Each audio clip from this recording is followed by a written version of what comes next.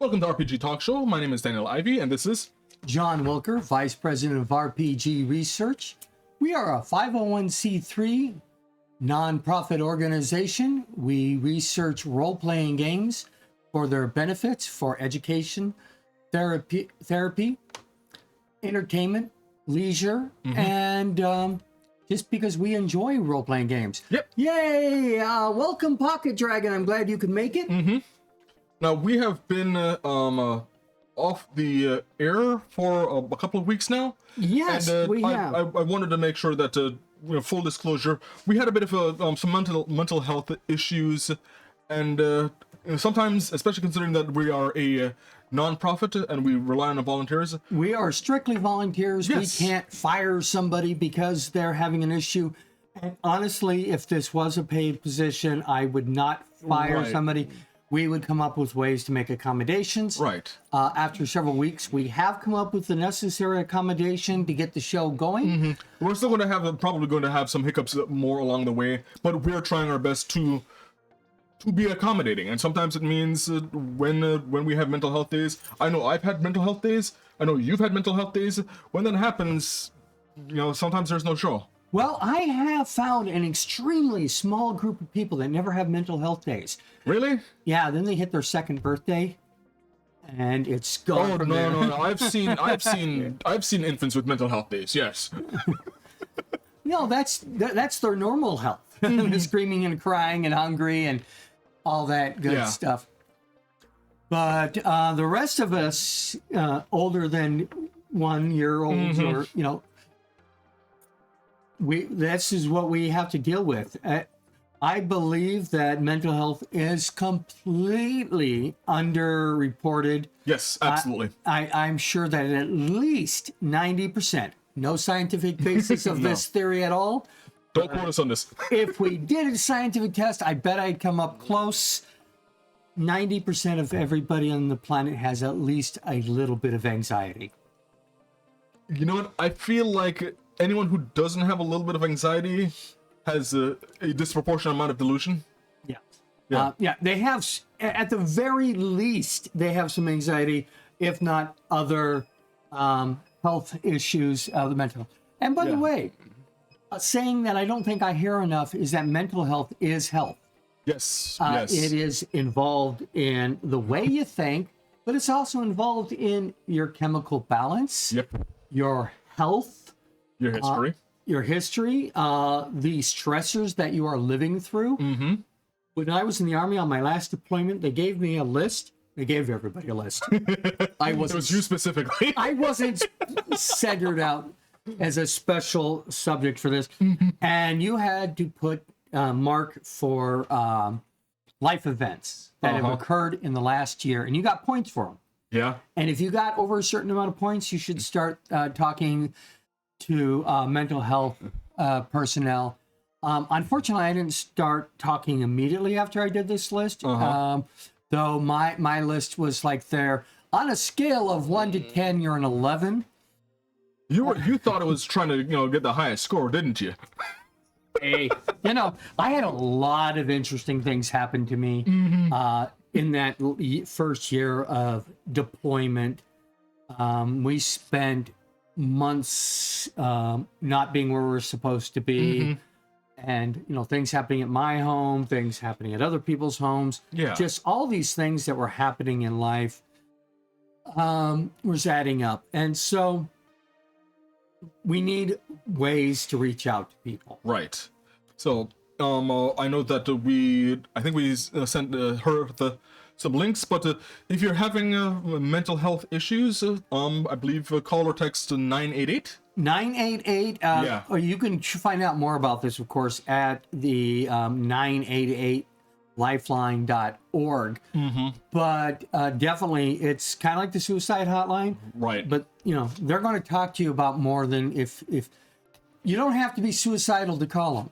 You just need to be having a crisis and need help. Right. And I do know that, and this is just, how I was raised, that just because I'm having, sometimes you're having a crisis, and a lot of people think, okay, have a crisis, call 911.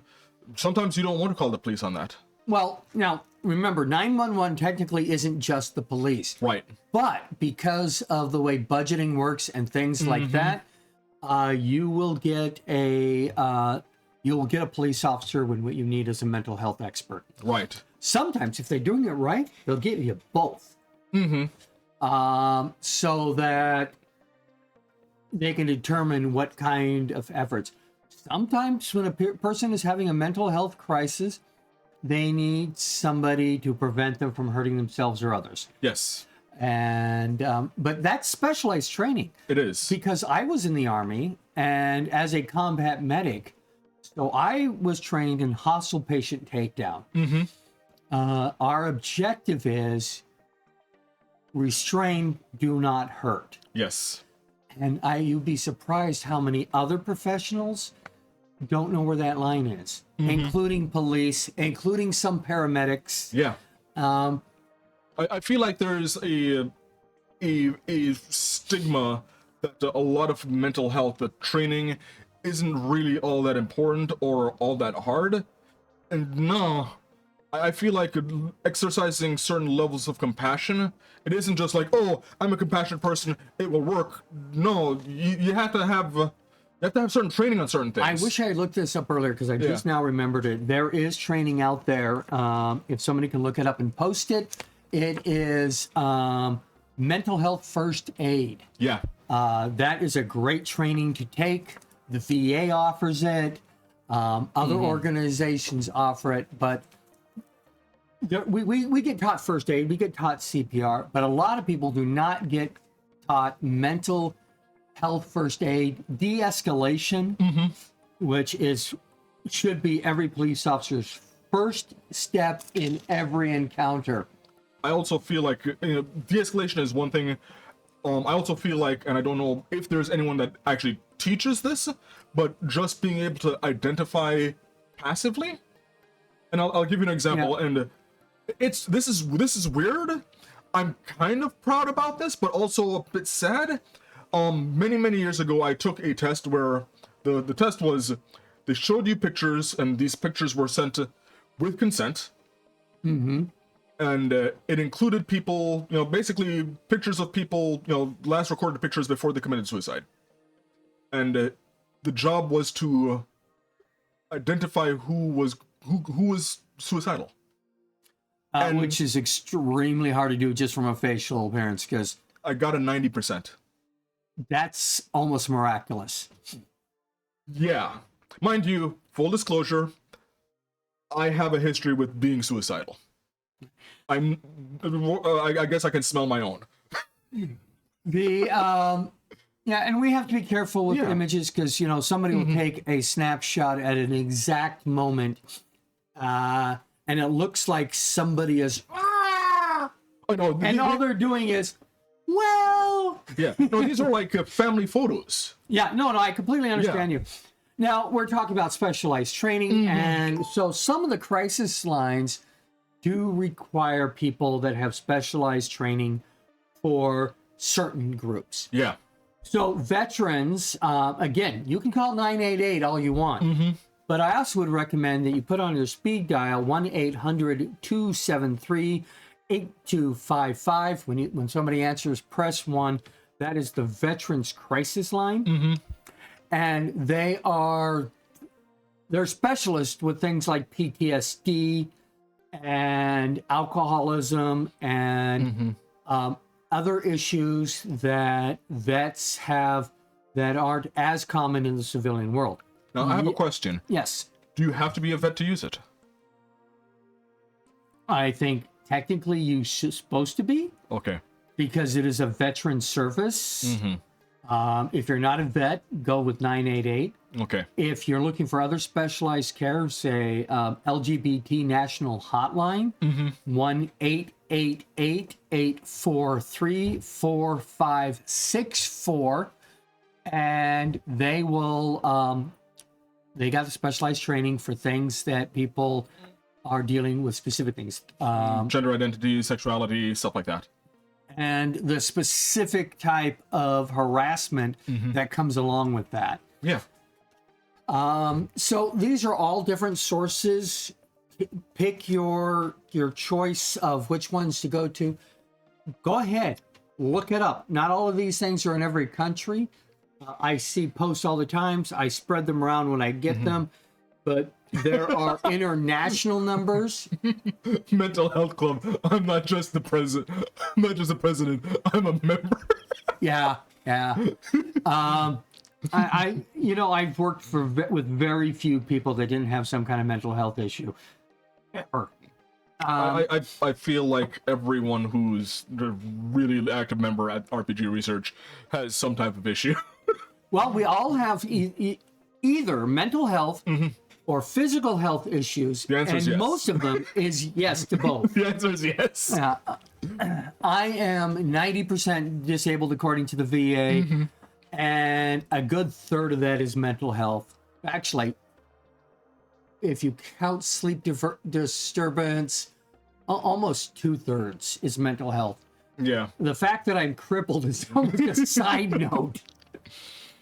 But so we really wanted to bring up that mental health affects everybody. Accommodations can be made for almost everybody. Or at least try.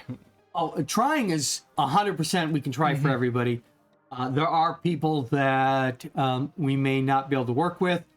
That is because they're going to need a higher level of security, or they're going to need specialized medicals. Like, I don't deal with ketamine. Yeah, that's a specialized troop. I can't help you with that. But let's go on to a little other topics here. You might think that my get up here is an example of a mental health crisis. That's not true. No, that's just John. Yeah. The way you normally dress is an example that you have a mental health issue. This is kind of one of my uniforms. Yes. When I work at conventions, it started with this, the Fed's hat, because I wanted people to say, when they're asking who's in charge of this department, almost only missing the bow tie. This is a magic tie with hieroglyphics on it, and it's part of the uniform and the character. Yes. Yes, I've done the bow tie, but this is now a specific part of the uniform, and here's why. I started with the hat and stuff, and suspenders occasionally with the bow tie. That's what I started with. And somebody came up and says, I have your miniature. And I go, I don't think I'm missing any miniatures. They're all in the thing. He says, no, I have the miniature of you. I don't know if you can zoom in on that. I'm going to.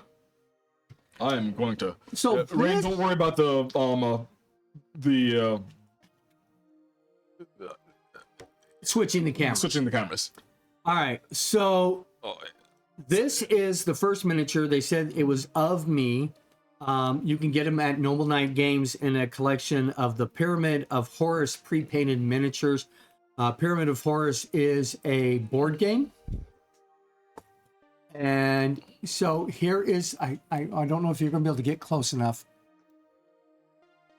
So somebody handed me this miniature, and this is what people said looked like me.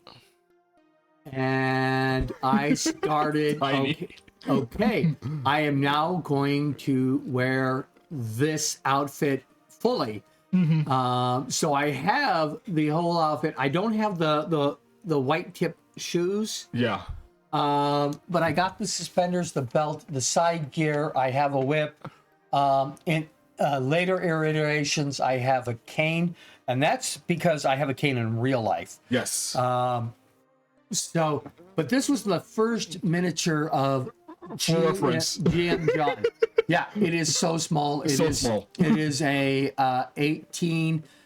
28 millimeter. That's 28 millimeters from the ground to the eyes. And it is a 32, no, not 32. I can't remember it's 1 inch circle base. Yeah. 1 inch equals 5 feet. It's a D&D scale miniature. Yes. And I use this guy. I've seen you use it. In my current campaign, he is the artificer who keeps the boat afloat. The one that you just joined, Savage Tide. on Saturdays. Okay. He is the artificer who's keeping a. Now I believe you have you have more minis, don't you? I do, because this is developed now. Paper Golems, who has a Patreon, patreon.com, Paper Golems.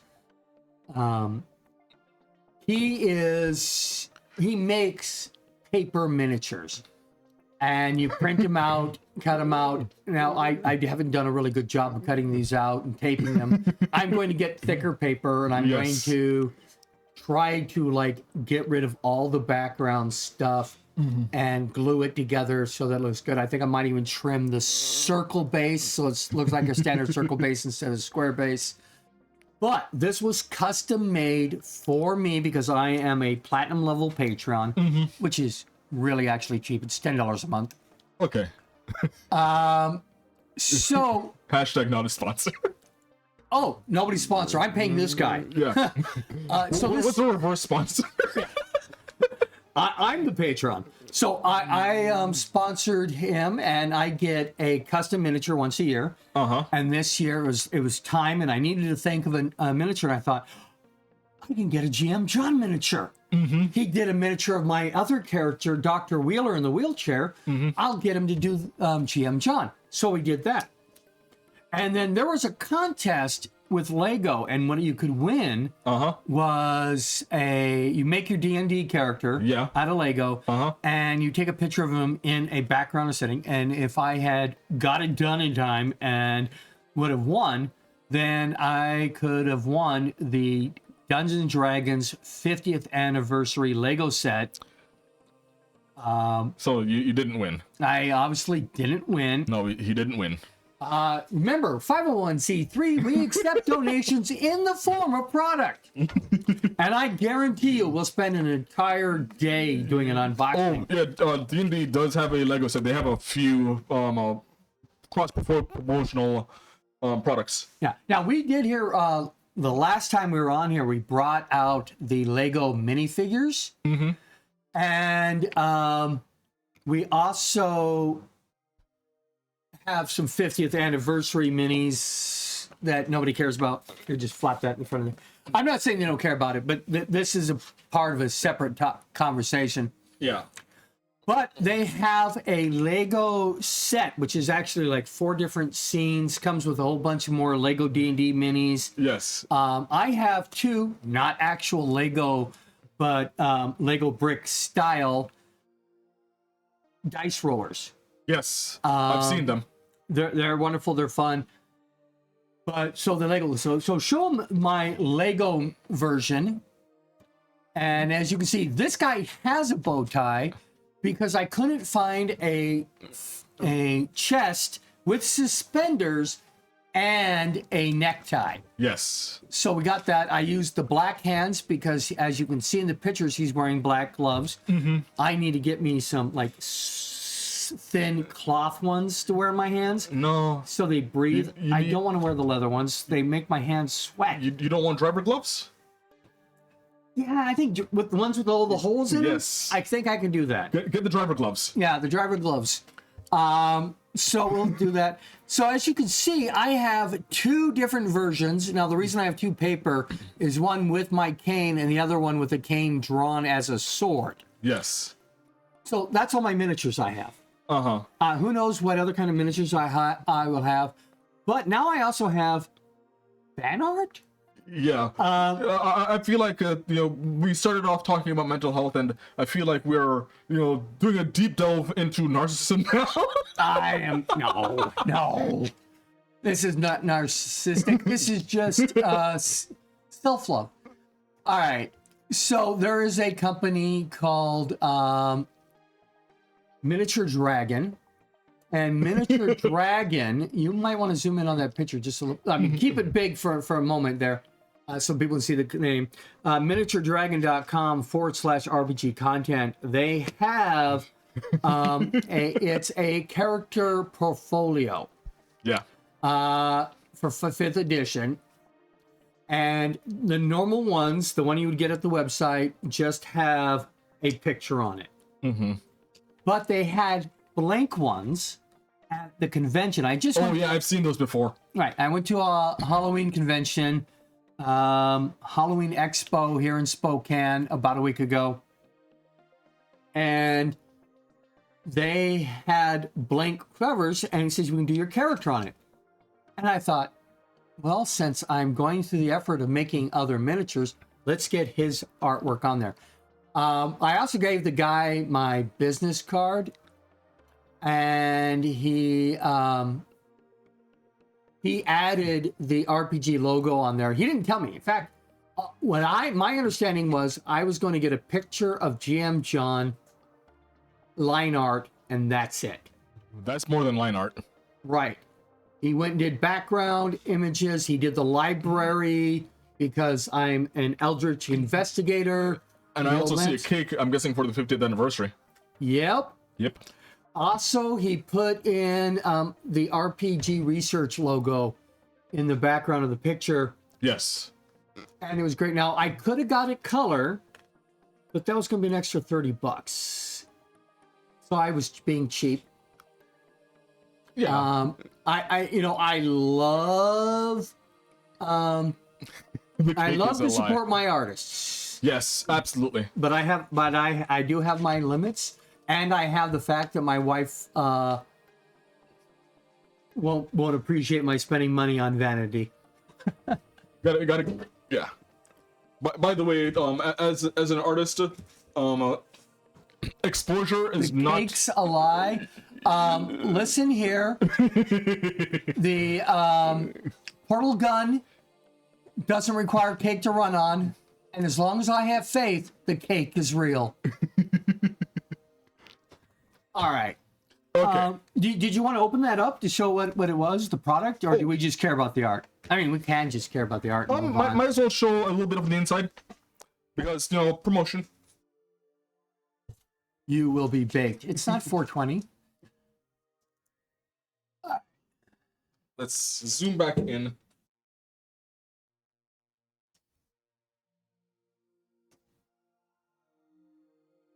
So yeah, exposure is not a good version. Is not a good compensation for an artist. It's not a very good source of income. No. Have you ever tried to pay for a I pull out my camera and then a police officer pulls me over and says he wants to give me a speeding ticket and says, Yeah. Can I pay you an exposure? Yeah, bills cannot be paid with exposure.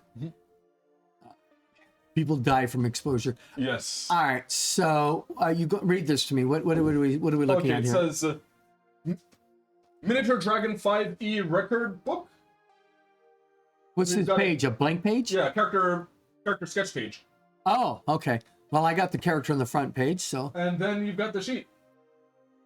Yeah, and I believe that next page is like your equipment list and stuff like that. I believe so. Yep. Background and background story. Racial stats. It's just a simple 5e. Have not attempted to use it with D&D 2024 rules. In fact, you know what I haven't done? What haven't you done? Well, I made him into a character for using that miniature, but I haven't actually made a character of DM John as a Eldritch investigator. Being a in 5e, I feel like that would be a warlock. Well, it could be a warlock, but it could also be a rogue with the investigator background or mastermind. Yep. So there's other kind of choices there. I thought it was really nice, interesting. Looks like it's a character record book. We have about 5 minutes. Yeah. So let's spend 5 minutes talking about D&D 2424. The first module for Dungeons and Dragons 5th edition 2024 is called, it's right over there, if you'll show that up there. This is only the front page. You can get this on D&D Beyond for free. Yeah. I got it early because it's part of the program for FLGs, friendly local gaming stores. And so I got a PDF of this. Yeah. Now everybody else can get it on D&D Beyond, not as a PDF. And it's the characters from the D&D cartoon from 1983 to 1986. Yeah. And they're adults in this module here, as opposed to being just the kids. But there are miniatures available to use for these. Yes. Back when the third starter set came out,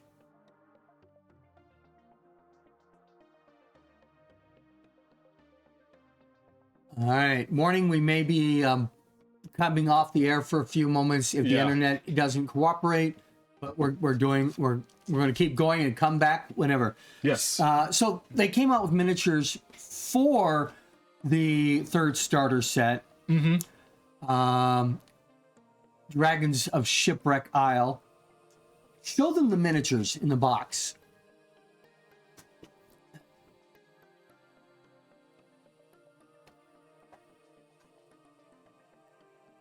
This is the majority of the cartoon characters, with the exception of Bobby, the barbarian, and Sheila, the thief. The person up at the top in the middle is a new character that they never even named on the miniature. In fact, all these miniatures just have titles. Yeah. So the Eric is labeled as a fighter. Nico is just labeled as cleric. Danielle? No. You know the cartoon better than I do. Yeah. The female person there, she's listed as a thief in there, but she's actually the acrobat. And she's now a monk. Yeah. And who else we have there? We have Hank, who's considered as a fighter. Yeah. And he'll be changed later. And we have the wizard, which is Presto. All right, so what we did not have was Uni, the unicorn. This is the adult Uni. You actually find this labeled as just unicorn in Wild Beyond the Witchlight minis. In the standard blind boxes, you can get that one. Or in the Beatles and Grimm ones, they'll give you one there. Yes. Show them the paper minis.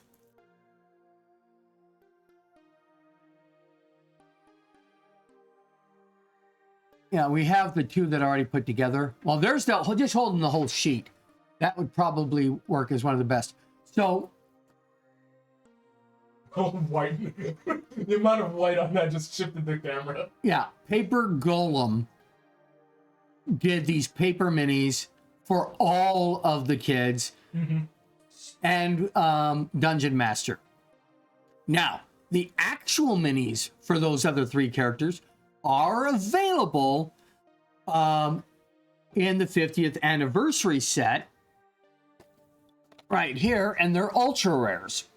There are 5 miniatures. There are other miniatures that come from D&D Beyond, like show him Kellig. Kelly? Oh, yes. Kellic. He is a D&D cartoon villain. You can get most of the D&D cartoon villains from the starter sets. There's the League of Malevolence and the Heroes. Heroes of Valor or something like that? Yeah, Heroes of Valor.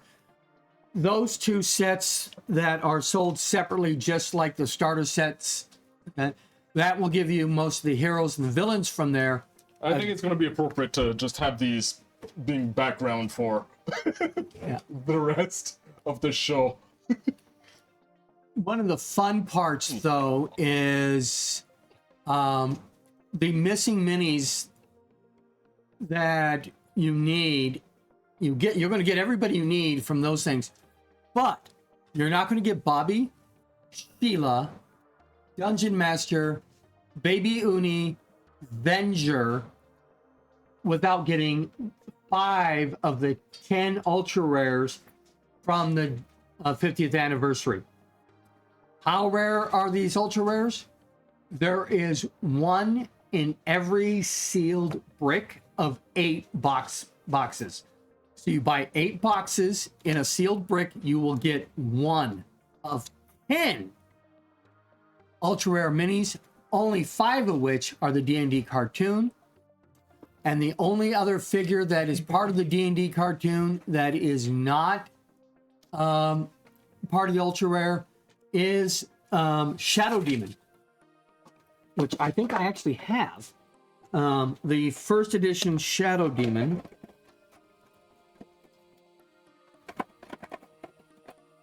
No, it's not in this box. If there's ever any question about whether or not this is scripted, just watch me, Watch us wibble desperately- wobble our way through everything. Yes. We're professionals here. And we didn't say what we're professional what's. But no.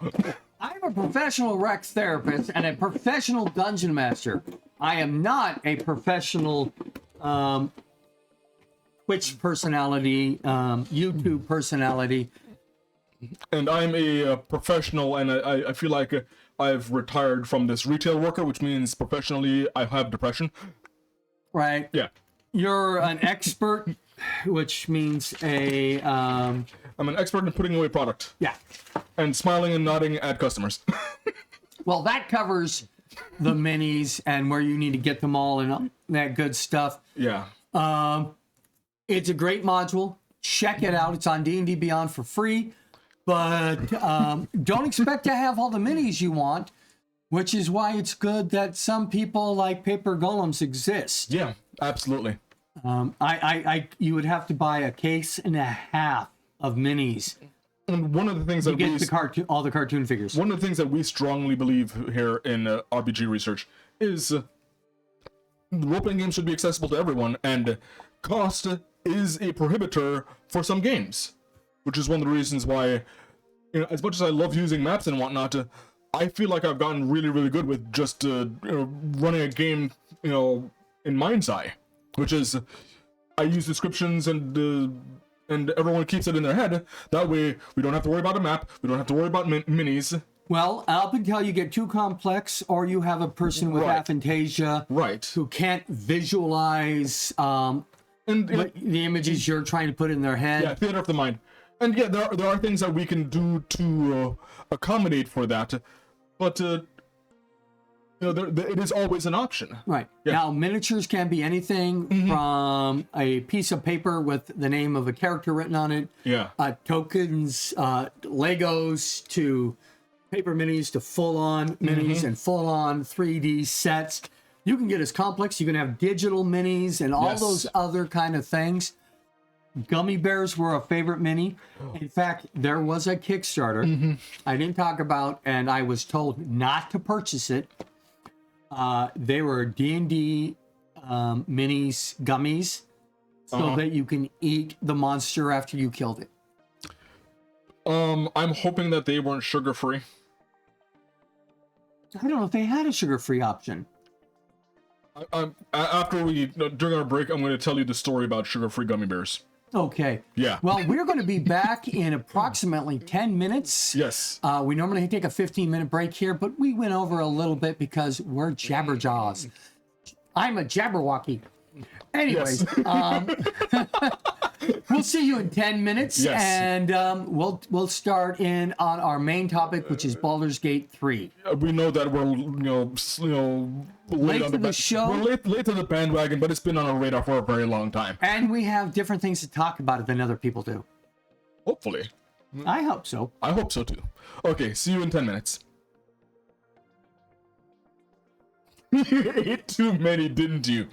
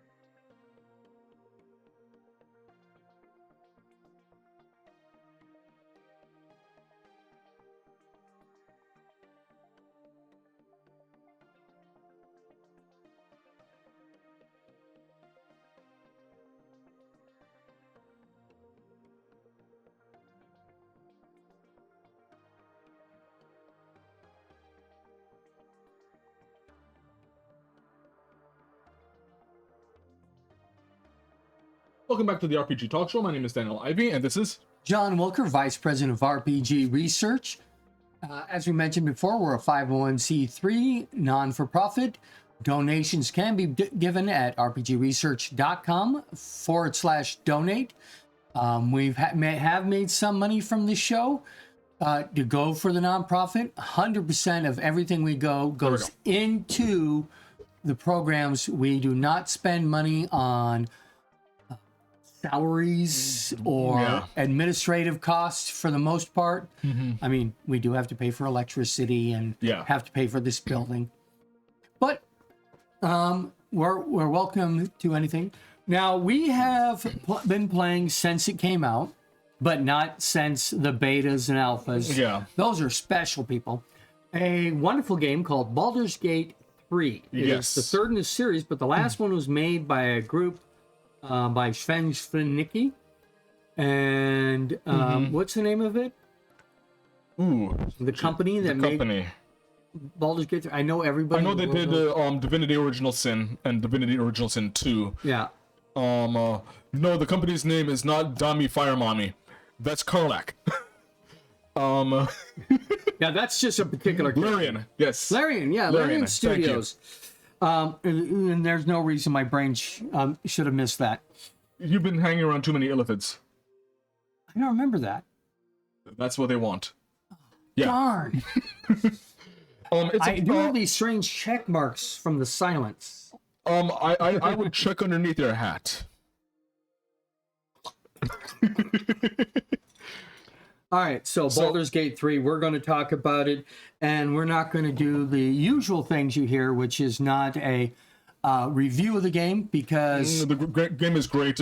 Anything that we could possibly say would be overshadowed by the fact that it swept the video game awards. It is. It is the best video game of the century so far. It is. I mean, I know we're only a quarter of the way through it, but so far it's the best game of the century, probably the best game of all time. But that's not fair to the games that came. It's not fair to Pong. I mean, come on. Right. But still, it is a true role-playing game, which is hard to find in the electronic role-playing games. One of the reasons we're talking about Baldur's Gate 3 is because there are 4 categories we look at when we're looking at role-playing games. We have tabletop role-playing games. TRPG. Note, we don't need 2 T's. Tabletop has been a single word since the 15th century, and my boss insists that we continue to push against the hill. Yes. We're crawling uphill against Sisyphus stone. It is a Sisyphean task that we have of trying to say it is TRPG, not TTRPG. But, you know, honestly, when it comes to hashtagging it, people are going to recognize TTRPG, so we're going to put TTRPG so that people actually know to look for us. Yeah, we'll go hashtag TTRPG and then in parentheses say, it's only 1 T. Get off my lawn. Anyways. Yes. So there's TRPGs. But think of it as, you know, because we have a background in therapy, you know, we have to categorize it for ATRA, I believe. Yes. So, we have to categorize it for our research as well. So that tabletop role-playing game is your standard Dungeons and Dragons and other games that you play on a tabletop. Yeah, also known as pen and paper. Right. Pen and paper is not a good choice because, you know, really, if you're writing your character sheet in pen, you're arrogant. I commit. Those hit points are going to change. I'm sorry. Oh, I'll just scratch them. Anyways, we also have a category called LRPG. That's live role-playing games, under which is the category live action role-playing games. Also known as LARP. LARP. There is a difference. There are different categories of LARPs. LRPG is basically tabletop with some live action elements thrown in it. By a LARP is all live action elements, which might have some tabletop thrown into it. Like I have seen LARPers roll dice. My experience with LARPing has been I used to play in quite a few Vampire the Masquerade campaigns, Yep. and no dice. It's rock paper scissors. Right. Bomb. Well, then there's things like Amp-Guard, Nero, and things like that, where there's no dice. If they hit you with a stick, they hit you. Now, highly padded sticks. This isn't Society of Creative Anachronism, where I'm going to hit you with rattan, and you have to wear plate mail or actual hard armor. Also, this isn't HEMA, which is now Society of Creative Anachronism will get angry if you call it a LARP. Yes. Even though they have some categories things, but to be honest, the one thing they've got that really separates them from a LARP is they don't have any story. I mean, they have personas, aka characters. They have things that they do their combat, but they don't tell any kind of story. They're just living it out. Yeah. Now, there's another group called HEMA, which is Historical European Martial Arts. Yeah. Which is not a reenactment like they are learning to fight. it is a sport. It's a combat sport. Full contact combat sport. And it's fun. It's good learning stuff, and it is based on real historical techniques as passed down through journals and ancient masters of kick-you. But so that's two categories. Yeah. Then we have hybrids. Hybrids are anything that combines elements of two different things.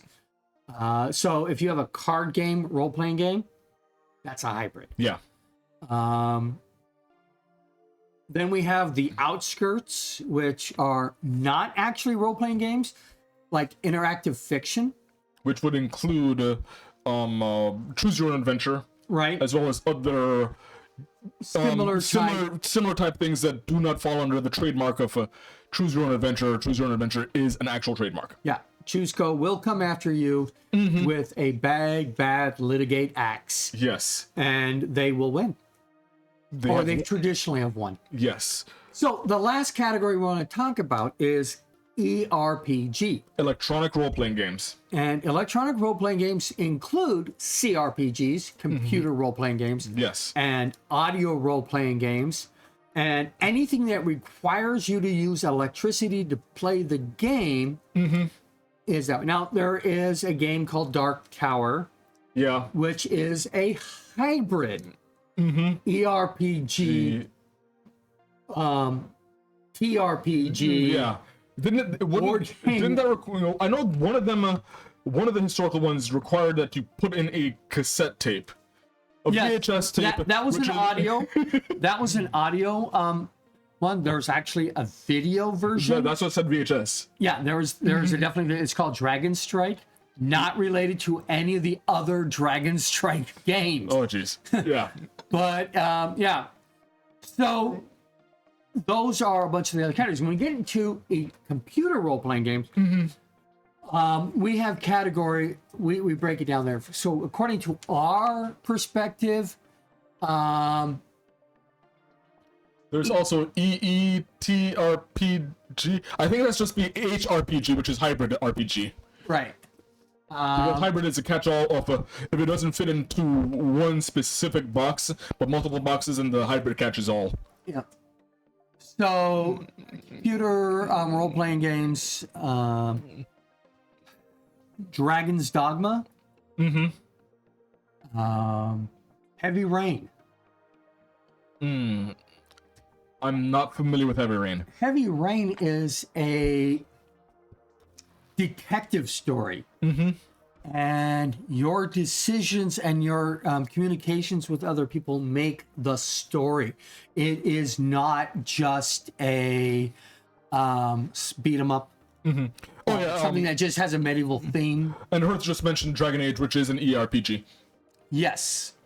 Yes, it's an ERPG. There are and it's a CRPG because it has a digital component. Yes. Other ERPGs are not digital. Yes. Some of the audio ones, they're what's the word when it's not digital? Analog. Analog. Yeah. Analog. But There's analog ones. we're talking about all of these categories, but let's try and bring it back to Baldur's Gate 3. Yeah, Baldur's Gate 3 is a CRPG, actual role-playing game. It meets all the criteria, including the rolling of dice. Yeah. Radio shows would probably fall under ERPGs. Because I guess it would fall under audio RPG, which is ARPG, which is a subset of ERPG for us. Okay. Yeah. What is radio shows? Are you referring to listening to a Call of Cthulhu story on the radio, or is there a game called radio shows? I don't know. We'll find out later. Yes. So everybody that knows anything about computer role-playing games knows about Baldur's Gate. Hopefully. Well, if you don't, then I'd like to know the rock you've been under. Are you okay? Yes. We want to look at the game, not in the aspect of how to get the cool stuff or whether or not a real-time strategy RTS, yeah. versus a turn-based. This is a turn-based game, and for a lot of people, turn-based games are a thing.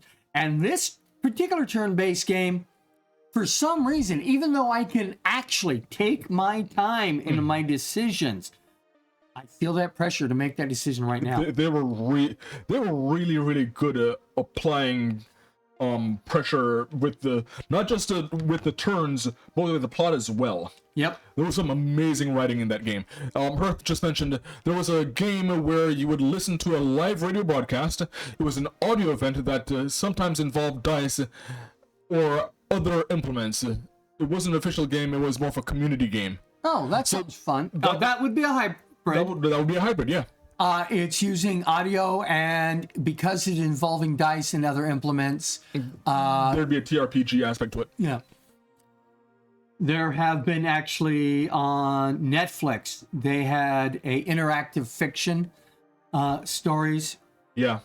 There was no actual role-playing game, it's just interactive fiction. They got sued because they used the word choose your own adventure.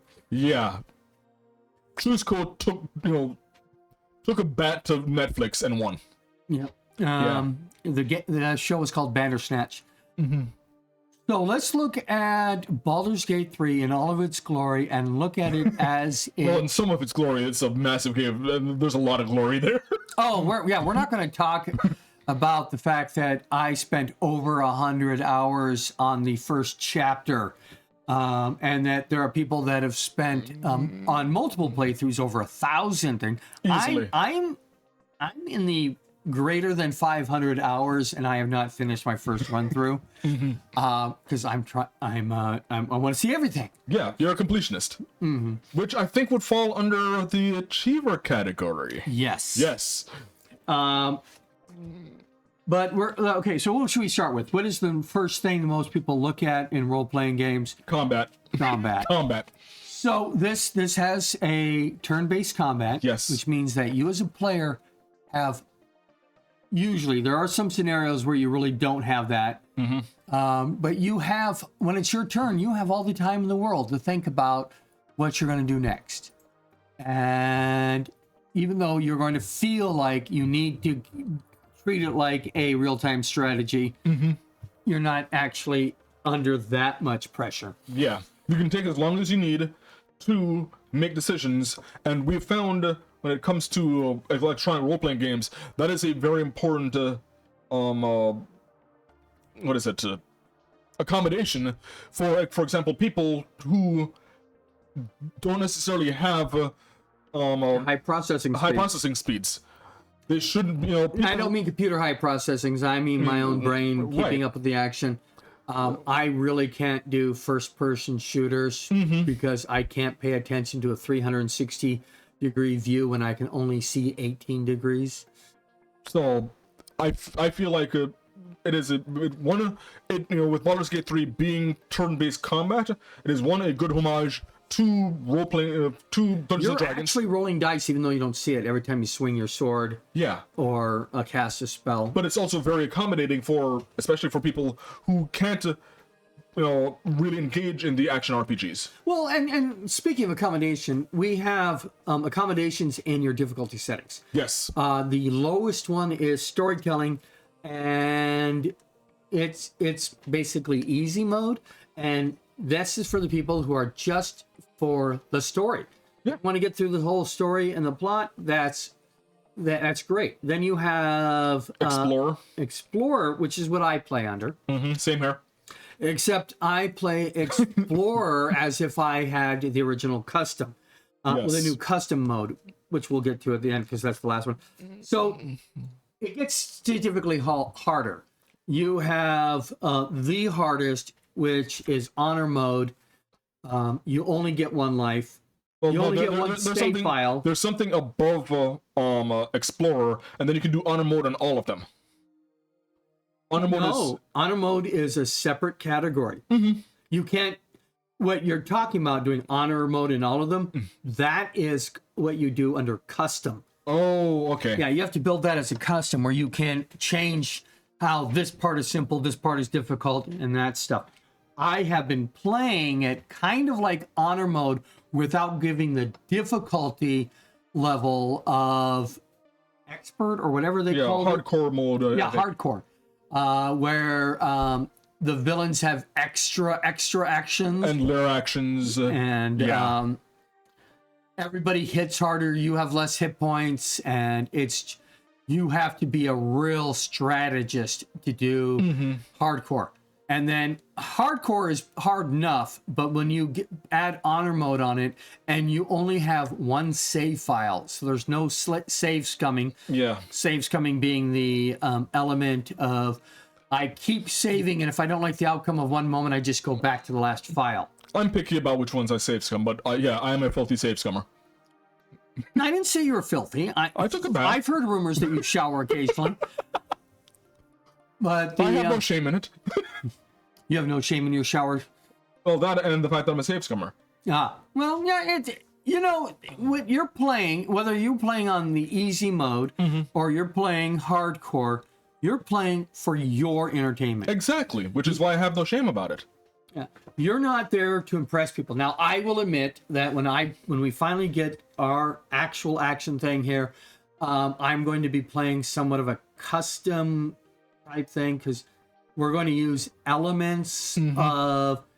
We're going to do Explorer mode with part of the honor mode pieces put in there. The fact that I can't save scum. Yeah. That a TPK restarts from the beginning of the chapter. Yeah. And I'm going to make it harder on myself by playing the Dark Urge as lawful good. But to be even harder, I have been trying so hard to avoid all of the Dark Urge spoilers that are out there. I have not run a Dark Urge. I will be running it with a partner if he's still interested in doing that with me. I heard they changed... Well, we'll talk about that when we get to the social. So we talked about combat. Yeah.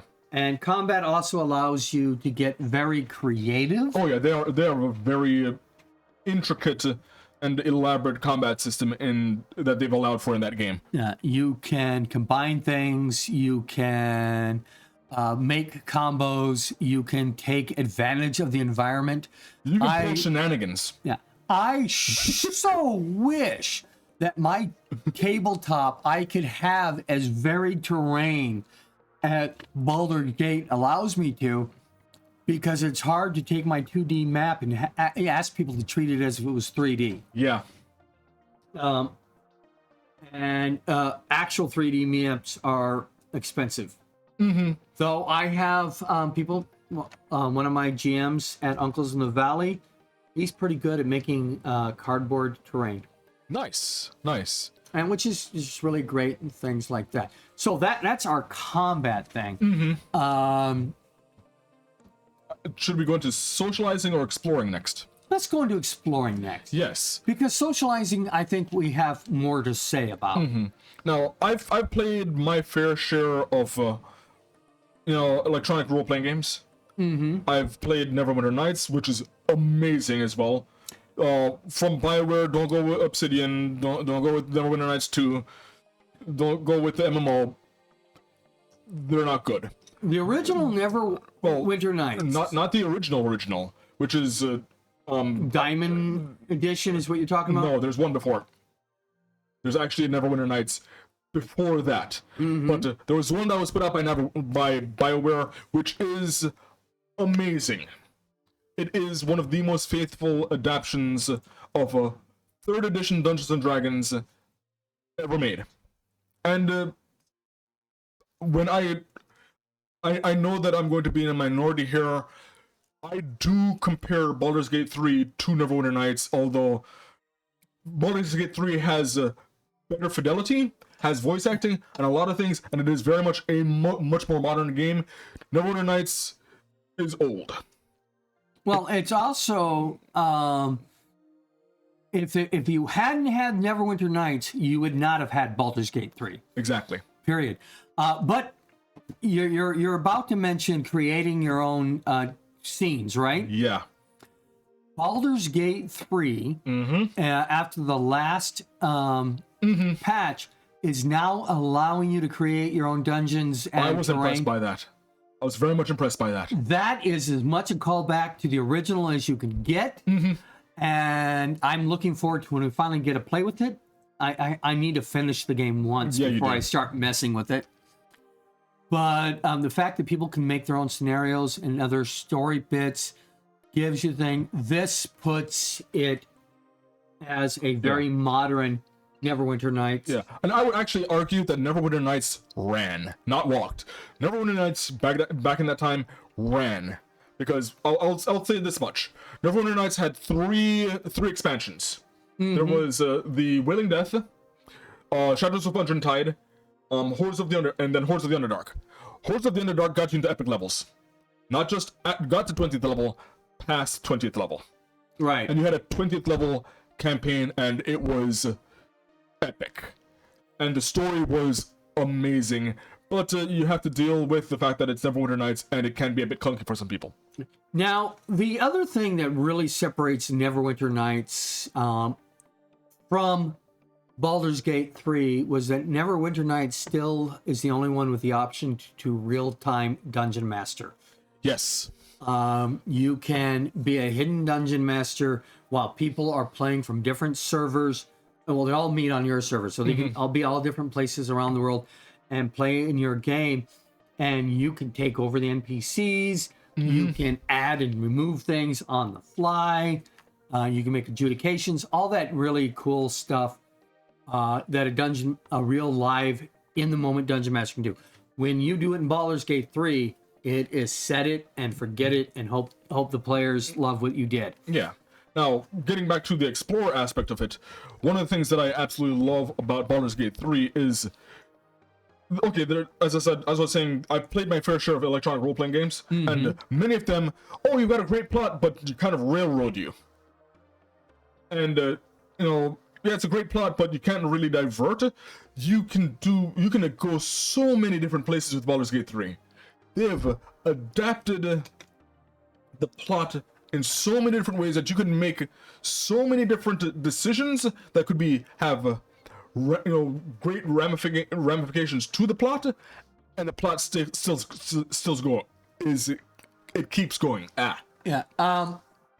Parth has told us before, one of his opinions about Baldur's Gate 3 is he loved the fact that two people could have played the game and had enough of a different of experience. What? That happened when you did this? I had this completely different thing happen.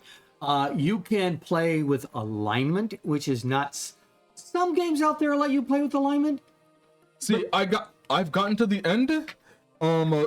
I was hoping to be able to see, based off of the decisions that I made, what alignment I got, and I didn't see an alignment. No, but you have what's called a good ending and a bad ending. Oh well, yeah. I had a g- I It's definitely you can play as an evil player. Now you're not going to get an alignment rating Yeah. or anything like that. That would be a cool I would love that. adaptation. What do you call that? A mod. yeah. Also, have you seen a game that's more mod friendly besides Sims?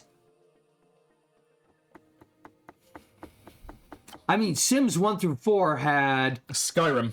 Skyrim. Is that mod friendly? I want to say Skyrim has a phenomenal mod community, but Baldur's Gate 3, if they haven't beaten them already, they're comparable. Well, also, did Skyrim say, "Oh, not only do we appreciate your modding, but here's all the tools you need"? Yeah. Oh wait, there is another game that I feel is as mod friendly as Baldur's Gate 3. What's that? Neverwinter Nights. They gave you the tools to build the game. Oh, that's kind of. I'm not sure if that is as friendly as this because they didn't just give you the tools. They basically the engine. demanded that you mod. This wasn't like, it's okay if you mod, and here's the tools you do it. They're like, you will mod. You will mod. Yeah. So I have a lot of, if it's not obvious, I have a lot of fond memories and love for Neverwinter Nights, but I still absolutely love Baldur's Gate 3 as well. If anything, it shows how much I love it because I'm comparing it to, honestly, before Baldur's Gate 3, the best electronic role-playing game I've ever played. And it is such a good electronic role-playing game that we have used it in our training for years. Yes. Before Baldur's Gate came out. Not the original Baldur's Gate, before Baldur's Gate 3 came out. But I hope that in the future we add some Baldur's Gate 3 into our training. Because there are certain things you can do in Baldur's Gate 3 you really can't do as well in things. Now, the Explorer, one of the biggest things for me is the 3D aspect of it. Yeah. They really take advantage of the fact that you're in a 3D world. Yeah. It is still 2.5 in Neverwinter Nights. Yes. And you have a full 3D world where I can literally be above and below people and take advantage of the that. height or get penalties for firing at something from below while they have bonuses to fire it from above. And to using cover and to using environmental aspects like lava, falls, pushing people off a cliff. Water, oil, all sorts of things. Now, Electrifying water. Perth has asked a very controversial question, which is, who is everyone's first romance option in the game? And I think that brings us to socializing. I think we just transitioned to Socializing. and which is a great choice. Now, before I go into social, I do want to make one point. You mentioned that you thought I was a completist because of the things, but I think I'm a hybrid between completist and explorer because one of the reasons it's taking me so long is that I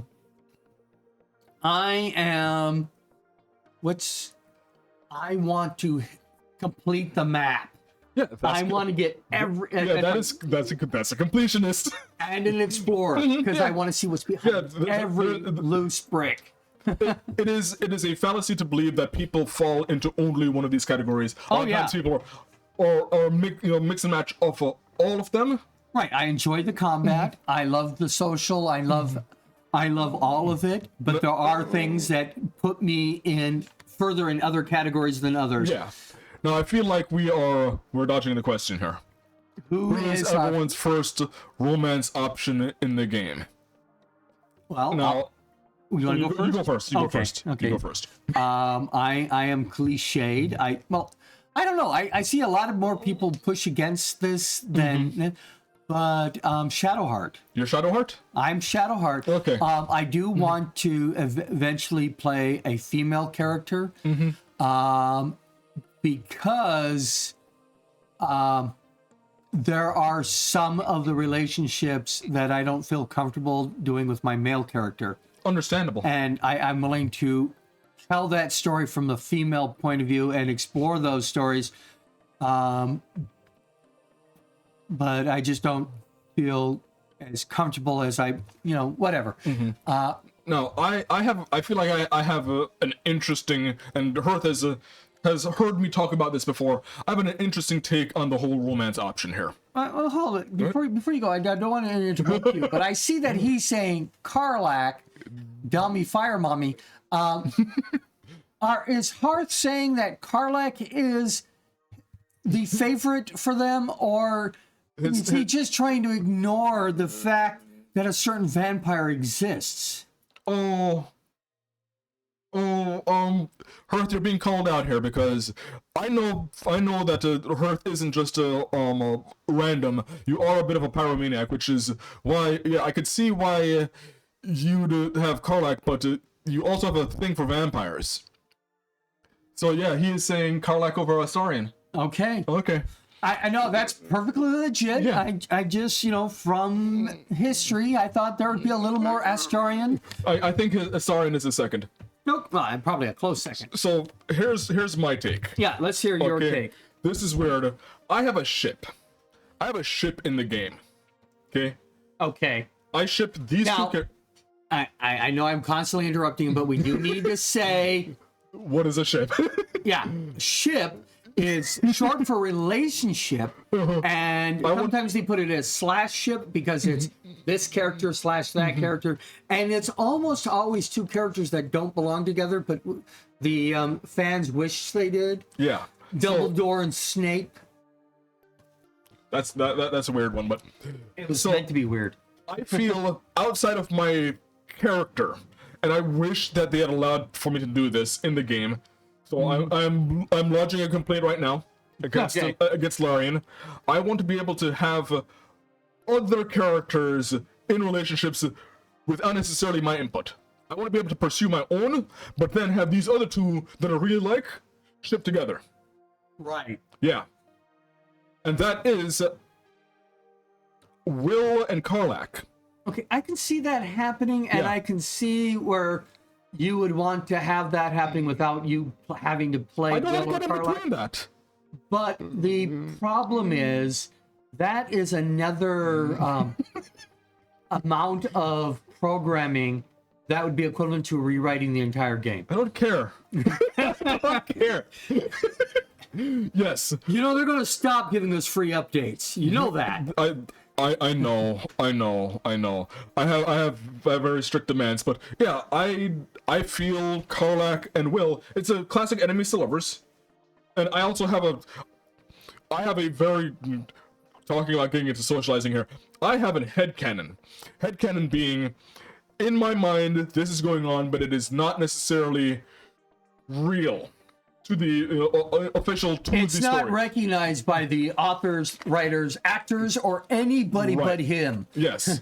So, I have a headcanon that Will's patron, who is what's her name?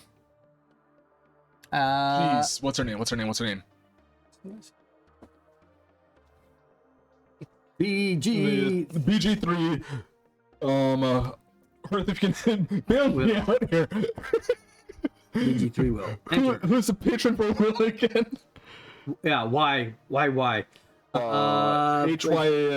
Yeah, I got it. LL. I'm on his wiki page right now, and I see a picture of her. Yeah. You talk about everything else. I'll give you So- Mizora. Mizora, yes. I have a headcanon that Mizora, having Will as a patron, as a person that she's giving power to, but she also works for and has been in contact with Karlak, because they both work under the one of the devils. Yeah.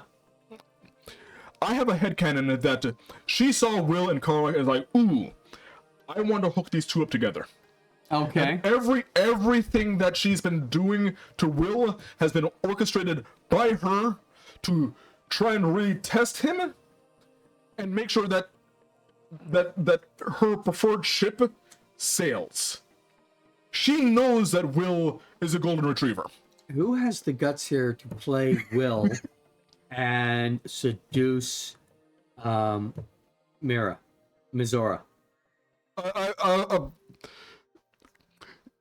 Yes, I know that's sloppy, but it's still not. It's a sloppy fanfic, but it's still not a crack ship. Okay.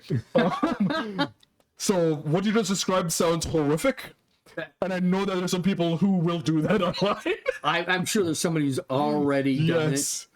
Yes. it. You know, like anybody who seduces your own guardian.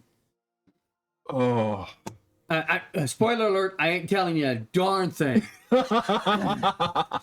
So, but we're talking about social, and this is something that was brought up in one of our meetings, was the discussing of the fact that the social things can teach people Yes. how people respond to certain things. You get choices like, all right, what if I try intimidation? What kind of responses do I get to that? And Baldur's Gate has been so dynamic that it allows for that. Yeah. You can choose intimidation, you can choose charm, you can choose persuasion, you can choose bluff. You know, you try to lie to the people, and you can get the thing. Now, I have always done that. Sometimes the success in intimidation is not good for you. Yeah. I've also sometimes your bluff, if you succeed, might not turn out to be good for you. Yeah. Because it would have been better if they had known the real truth and all, you know, all kinds of stuff. But you can get into those kind of dynamics and learn in a safe environment because you attempt to try these different ways of working with people and communicating with people, part of the role-playing process and the socialization process. And the worst that can happen is you save scum. Yeah. Not mind you, save scumming would be pretty bad for some people, but only because they have higher standards than me. Right. But I don't save scum, especially in this one. I may save scum on one of my other walkthroughs. But the point is that we have a safe environment that they can do this with. Now, when I was not a therapist, Yeah. and I was just being a professional dungeon master, and I was paid in toys, Yeah. and you know, in-store credit, that kind of thing. I gained a reputation of being a safe dungeon master as well as a very competent dungeon master. Yes. And so Hawk, who was taking therapeutic patients, had a client that was agoraphobic and wanted to get them out there and practice on socializations. Yeah. So their first step was to watch me run a game from a distance. Don't even tell me that they're there. Yeah. And then eventually come up closer and say, can I watch from here? And yes, of course, la la la. We played, we watched. And then they eventually joined the game. And now they're their own dungeon master. Nice. And they get out a lot to run games. Obviously, reasons I'm not mentioning names, but this person's successful. Now, there was a second person. They did the same course, dude, and they got better, but had some backtracking. Sometimes there's some backsliding, yeah. Yeah, so they're able to come out for games only, while the first person is not only running games, but is going out to grocery stores, riding buses, and just doing better. Again, therapy is not a panacea. It doesn't fix everything. No, it doesn't. Even our type of therapy, while it's good for a lot of populations, isn't going to fix everything. Now, I wanted to add something in the about 5 minutes that we have left before we go on break again. One of the things that I absolutely love about the socializing aspect of Baldur's Gate 3 is that you have these NPCs that you're playing with, and I've seen a lot of games where the characters are static. They have a personality, but the personality doesn't change. Right. Many of the companions have arcs. You see them change, and they change based off of how you interact with them. Right. Yeah. And it does make a difference in their later life. whether or not they end up dying, going to prison, or becoming a hero. Yeah. One of the characters that is a main villain in the first chapter can become a hero by the end, depending on your interactions with them. Yeah. Now we also have to cover Achievers. Achievers, Yeah. Which is not one of the standard Dungeons and Dragons pillars, No. but it is under there with rewards. Lots of nice rewards. There's rewards for puzzles. There's a reward for good role playing. Yeah. There, all these different things. You get items, you get levels, and you progress the story. I love the. Honestly, I just love the fact that there's so much stuff that you can pick up, and yeah, you could sell it, but and I know I'm not the only one that does this, but I just had collections of stuff that my character's like, yeah, I'm collecting this. I have every stuffed animal for Yeah. Karlak. Yeah, you know, I had a Karlak kit of. I know Karlak's going to go to Avernus at the end. This is a kit she's going with, and she had 3 stuffed animals.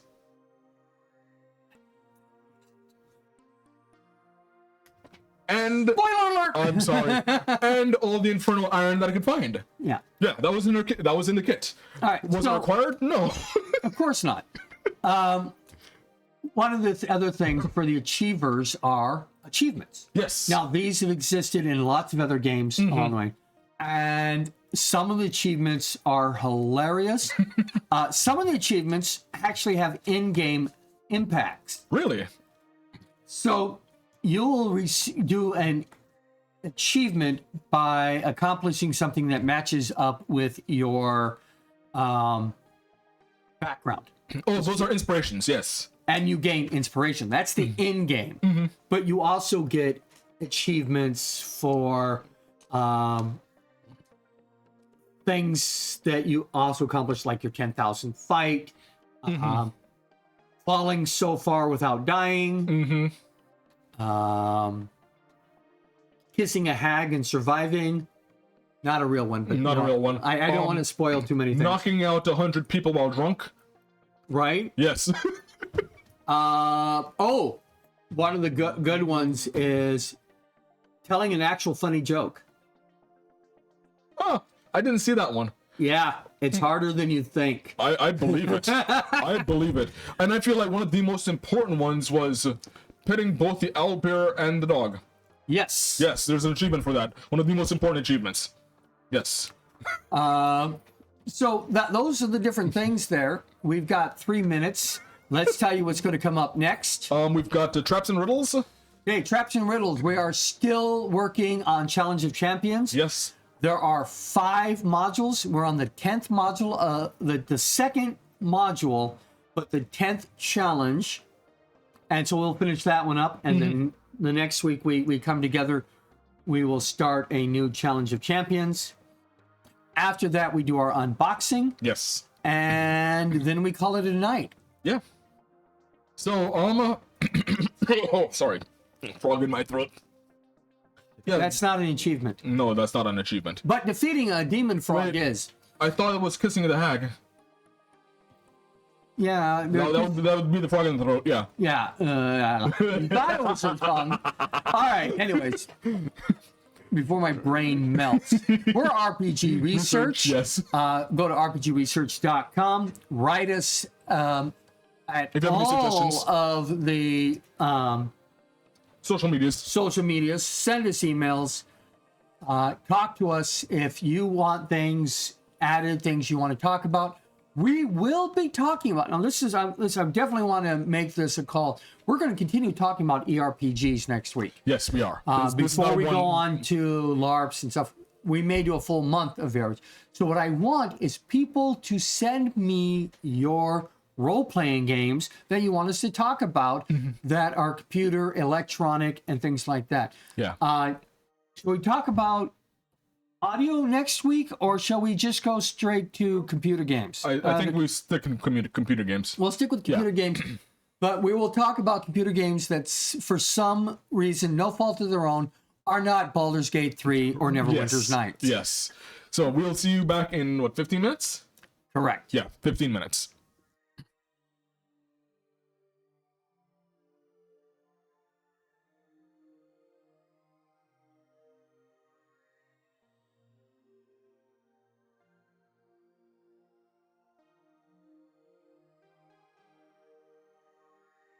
Hello? Okay. Are we clear?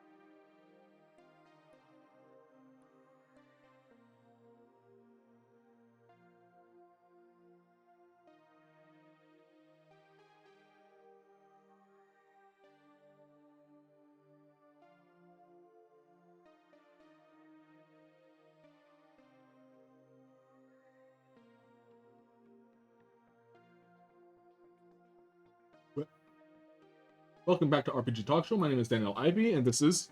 John Wilker, Vice President of RPG Research, also known as GM John. Yes. Thank you, Carol Nugget Cake, for the resubscribe. I know about the geeky emos. I'm the one who's been working on them, and I've just been jam-packed. I do have a couple of ideas. I now have another idea of maybe getting maybe a face of John as his GM John. I've also been working on a emote that is the RPG bus to see if I can get it bouncing along on some D20 wheels. What about Raggedy? Not yet. Not yet? I don't think people... I don't You don't think people are ready for Raggedy? No. Oh, Dragon Baby. Thank you for the idea. I'm gonna write that down.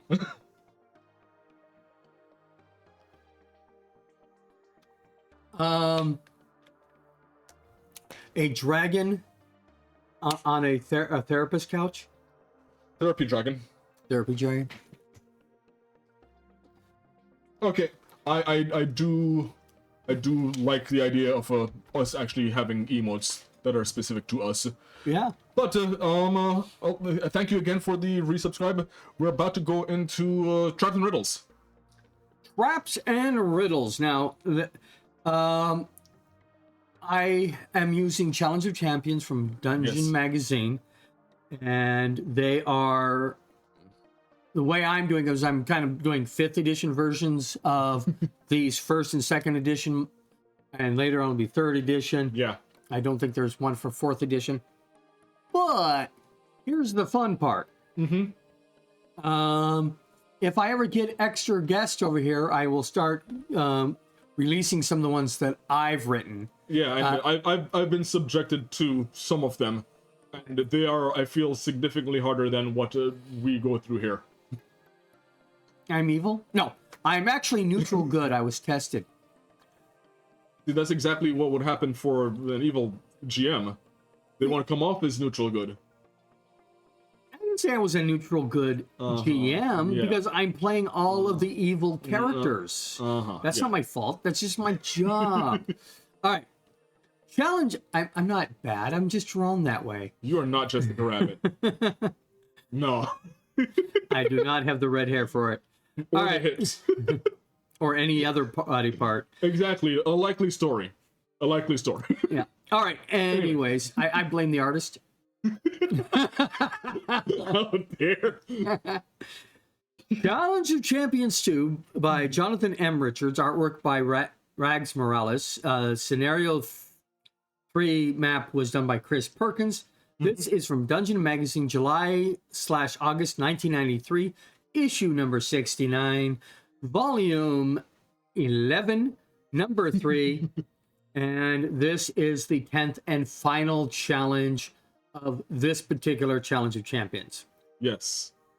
This is the second full one that I have suffered through. The suffering has not begun. Oh, no. Okay, well, anyways, at last, the final scenario. You're met by the last of the proctors, a guild priest named Lydic. He hands you a score sheet showing you the score so far, but refuses to answer questions on how it compares to those of other teams. Okay. So that score sheet is right there. The actual numbers in there don't matter because you have several 10s and a couple zeros. Yeah. Yeah. You've had some strange goals during these scenarios, making your way to a rune-marked stool, measuring a pig's belly, and so on. Well, here, where all of your hard work pays off. This time, your goal is to clear. You seek buried treasure. Yeah. Lydic directs your attention to the floor of the room. It is covered with metal plates. Each plate is a 3-foot square adorned with 4 indentions, one on each corner. There are 225 plates in all. The indentations are there for a reason, states Lydic. You must each fit the face of your ring into one of the indentations. Turn it 1/4 turn and lift. Only in this fashion can the plates be lifted. Here, try it with this one. You notice the plate in the northwest corner of the room is marked with an X. I see it. After passing rings out to any who didn't earn theirs, everybody got their ring, right? Yeah. Lydic has you lift up the plate using the rings. Underneath the plate is a hollow space. Ooh, no. Oh no, what? I accidentally pressed a button and I have to get back to the chapter I was on. Ah. The paragraph. La, la, la, la, la. Honest, this is important and we're doing it. Okay. Oh, no, Yep. I went the wrong way. Even worse. Some boom, boom, ba-dum, dum, dum. All right. You notice the plate in the north corner of the room is marked with an X. After Yes. doing the rings, you lift it. This space is empty, says the priest. The same holds true of all of the other plates, spaces under all of the other plates, except one. That one holds a trophy. You find it, you keep it. Uh-huh. You have everything you need, except for one vital piece of equipment. You. Harry points to the team member holding the score sheet. Yeah. What is the name of this final event? Reuse rat bowel. Correct. Reuse rat bowl. You need a rat bowl. Is it bowl or bowl? Bowl. Which I hereby provide for you. With that, Lydic reaches inside his robes and pulls out a small jar filled with what are apparently a rat's intestines. Ugh. The plate marked X represents the start of the scenario. He says, I'll realize you cannot all fit on it, so I'll ask one of you to stand on the X and the others to stand nearby. Who's standing on the X? The druid. The druid standing on the X, and he is holding the jar of rat bowels. Yeah. All right, this is when we get that 15-minute timer going. The plate marked X. The final starting whistle blows, Lydic says. You now have everything you need to locate the buried treasure. It is situated under one of the 225 squares in the room. Your task is to jointly decide which one you need to open with your rings. You only get one chance. Only one chance. And you must all four use your rings at the same time on a single plate in order to lift it. Happy hunting. Okay. I am trying to remember which scenarios were my ring scenarios. Doesn't matter. You have all the rings. No, I'm trying to remember which scenario. Which scenarios Yes. gave you rings? Yes, which scenarios Okay. gave me rings. So we're going to stop the timer for that moment while I figure it out. 'Cause I didn't write it down. Why didn't you write it down? I never know what I'm about. I need. All right. Oh, I know how to do it. Control F. Ring.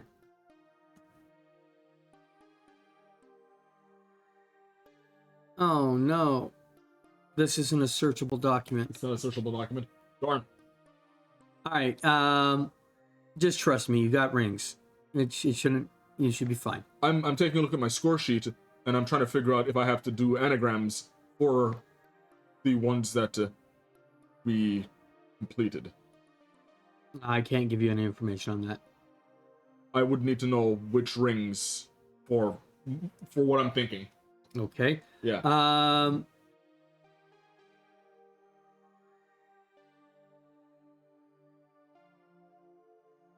Okay. This is going to take me a little moment to I'm sorry. research this.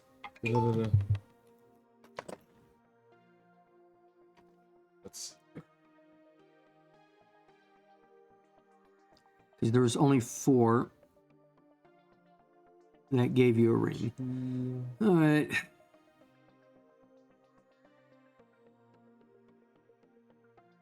yeah. These are anagrams. Okay. But you're thinking you only need to do the anagrams on the 4? No. I think I think all of these are. By the way, you can restart the Clock. clock. All right, we're good to go. All of these are anagrams. All of these are anagrams because number 2, which is cow, pests, or dwarf, is 2 steps forward. Okay. So first one is cafe seat. Let's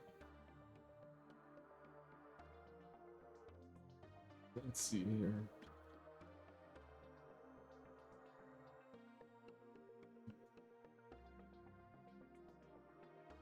Face east. Okay, I'm gonna face east. Then we'll take 2 steps forward. So You might want to mark it on your map. yes. Da-da-da-da-da. I need something to mark. Yep, that'll work fine. There we go. Just don't poke yourself. Start face east. Take 2 steps. 1, 2 forward. Okay. Okay. And I'm gonna say this is gonna be third one. Runt girth is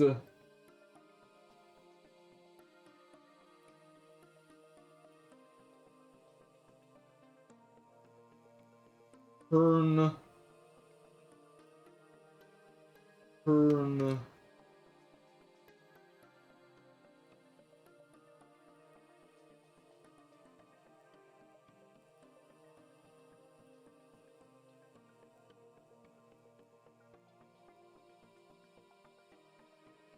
Girth is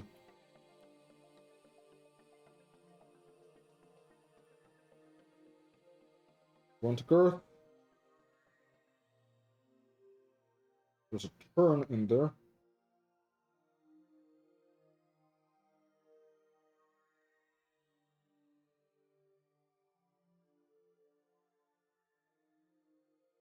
Right? No.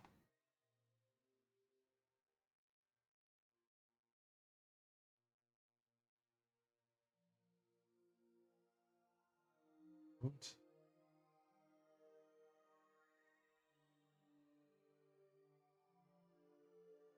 Jesus. The timer is messing me up. Approaching the 10-minute mark. Runt, runner. Runt can be turned into turn. Turn. Girth is turn right. Turn right. I need to finally get that. Turn right, which means I'm heading south now. Okay. Of course, I shouldn't Then be encouraging. 10 and there. 10 and there. 10 and 3?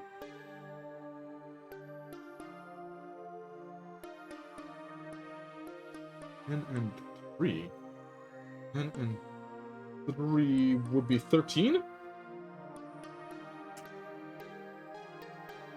1, 2, 3, 4, 5, 6, 7, 8, 9, 10, 12, 13. Okay.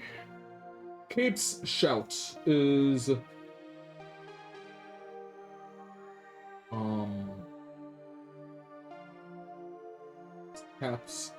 Cape's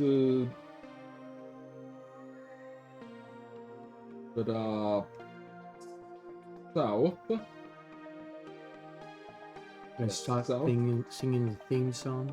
No.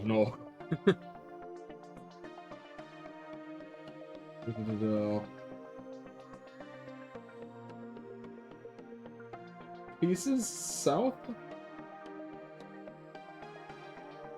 Pieces south?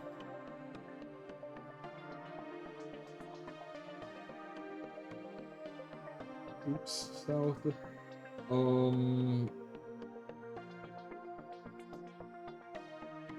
Not face. Something south. Okay, move on to the next one. 1 step.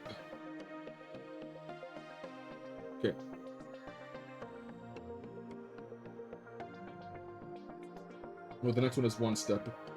Capes. What does capes turn into? What does capes?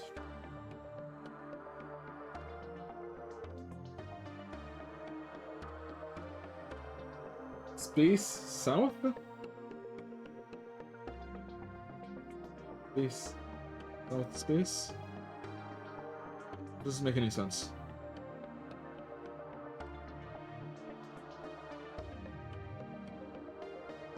Okay, I guess just one space south. Okay, then I guess one step.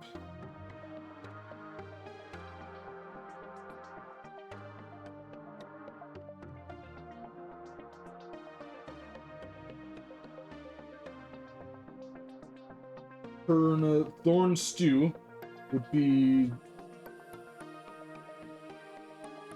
north step.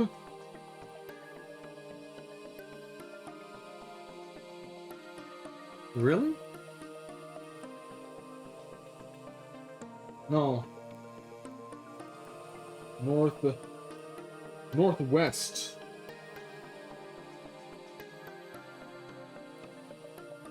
Yeah, northwest.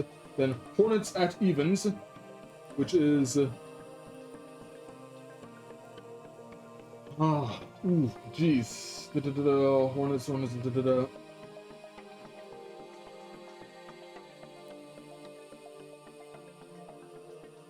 I know I'm gonna fail this.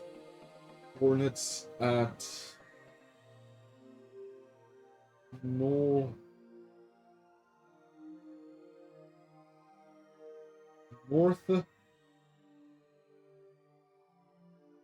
northeast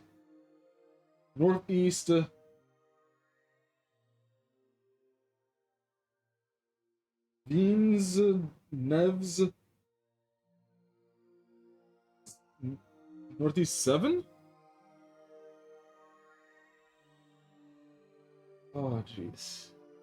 Yes, time pressure very much. Oh jeez.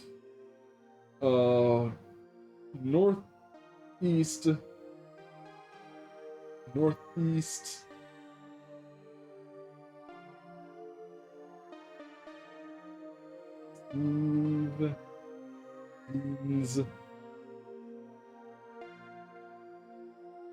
Stevens.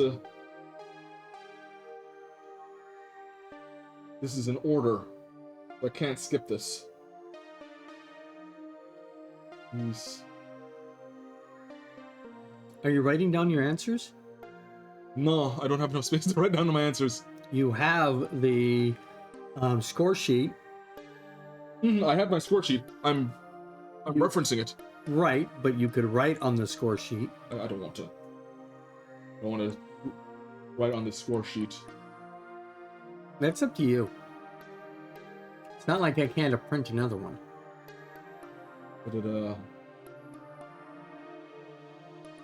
Ben's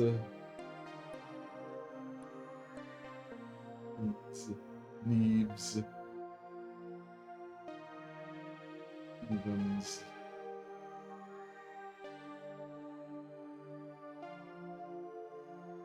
Let's mark this out. Hornets at evens.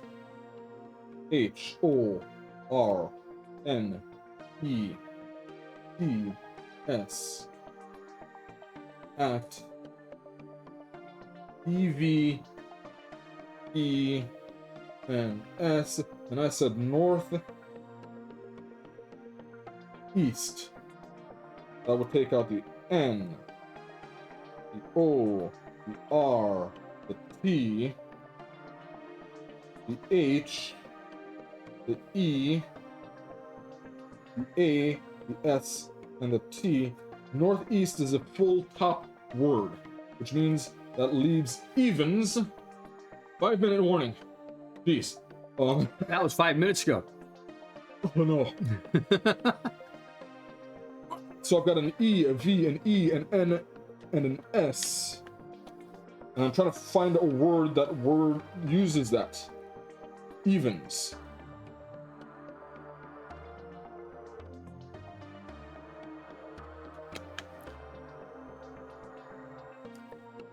Okay.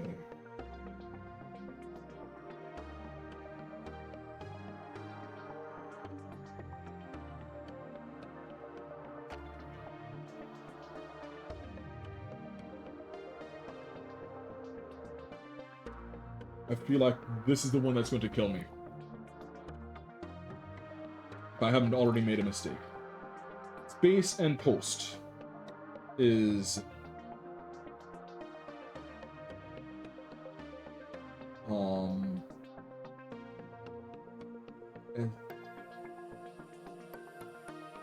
and post. Stop. Post to stop. And then spaces.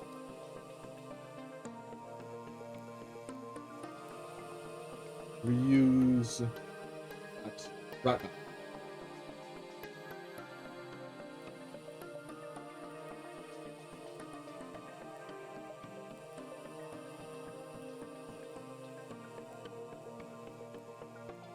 Reuse.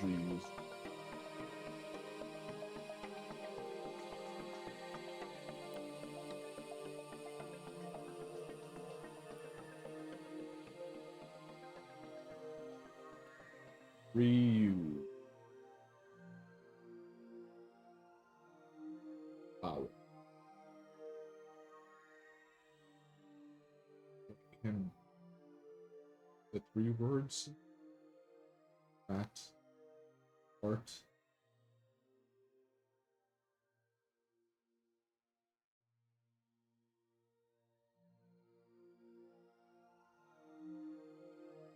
At this point, I know that I'm going to... Howdy, friendos! I know that I'm going to lose this, but I'm going to wait until the very end. I'm trying to get as much of this as I can done. Reuse.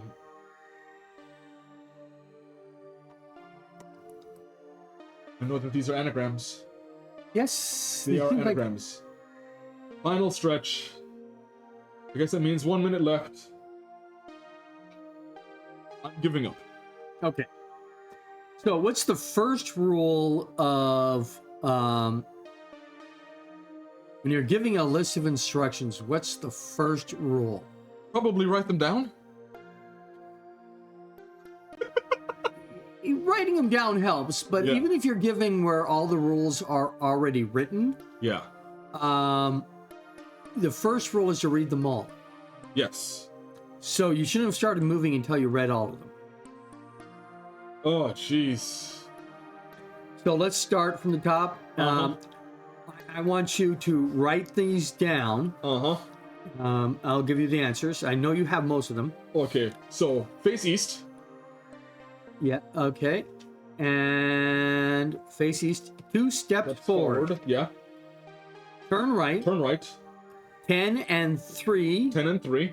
Yeah. Paces south. 1 step north. West. Northeast.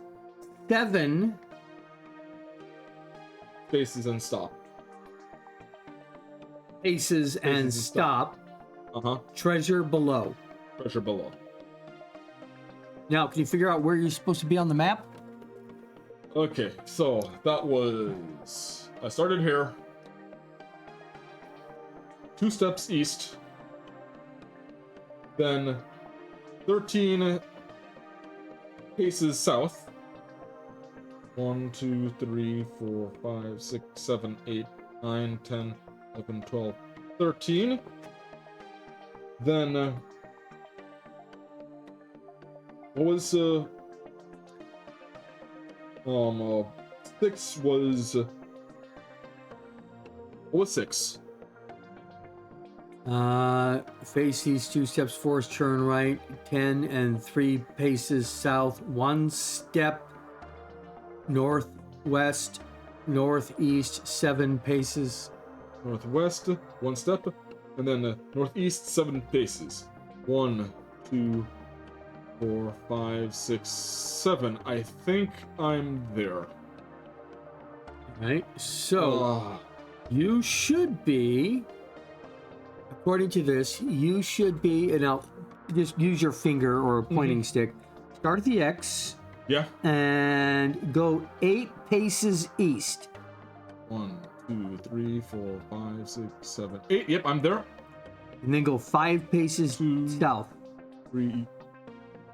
1, 2, 3, 4. Yeah, I'm there. You got the right place? Yeah. Okay. Crisscross, yes. Yes, because it does make you go around, but this because it's a puzzle, not a give me. Trophy is 2 foot tall with a silver sprite on top. The sprite has become a tradition, a carryover from last year's Gem Sprite trophy. Oh, they were anagrams. They were anagrams. Part of the problem was that you started moving before you got the entire sentence. Yeah. Yeah. And it took you a full 15 minutes to figure out, everybody clap your hands. Oh, jeez. I, the minute you said that I have everything that I need here, I knew I was going to fail. But one thing that we learned at RPG Research is you have to work on grit, and even if I knew that I was going to fail, try, because I got pretty far. You got 9 out of the 10 anagrams done. Yeah. I really only, out of the 10, I only got 8 of them correct. Okay. Because the last one was messing me up, and 8 was messing me up. Okay. Yeah. Yeah. The timer. Oh my god, the pressure. As we talked about, that's one way to add tension. Yes. Is to put a clock. One thing I've done at a game is we entered a room. I took an hourglass, flipped it, and stuck it in front of them, and never said anything about that hourglass again. Okay, that is a type of psychological gameplays that comes out of my book, where I'm just messing with people's heads, and her that's been a part of this, unfortunately, I don't necessarily, tell people what I'm doing to mess with people's heads. I know the timer was just pretty. Oh, yeah. Heard this bringing up shadows. I spent an entire game where all I did was I inversed the perception checks, where, the higher you rolled, the more likely you're going to see those little shadow paranoia things out the corner of your eyes. And it was just those splittering things. It was an actual threat. An entire game of paranoia. Paranoia. Okay, so we have some unboxings. Let's transition to that. Yeah, you're gonna. I think you're gonna have to switch the cameras. Oh no, Hertz should be able to do that. All right. Okay, so let's get this out of the way. Watching me suffer.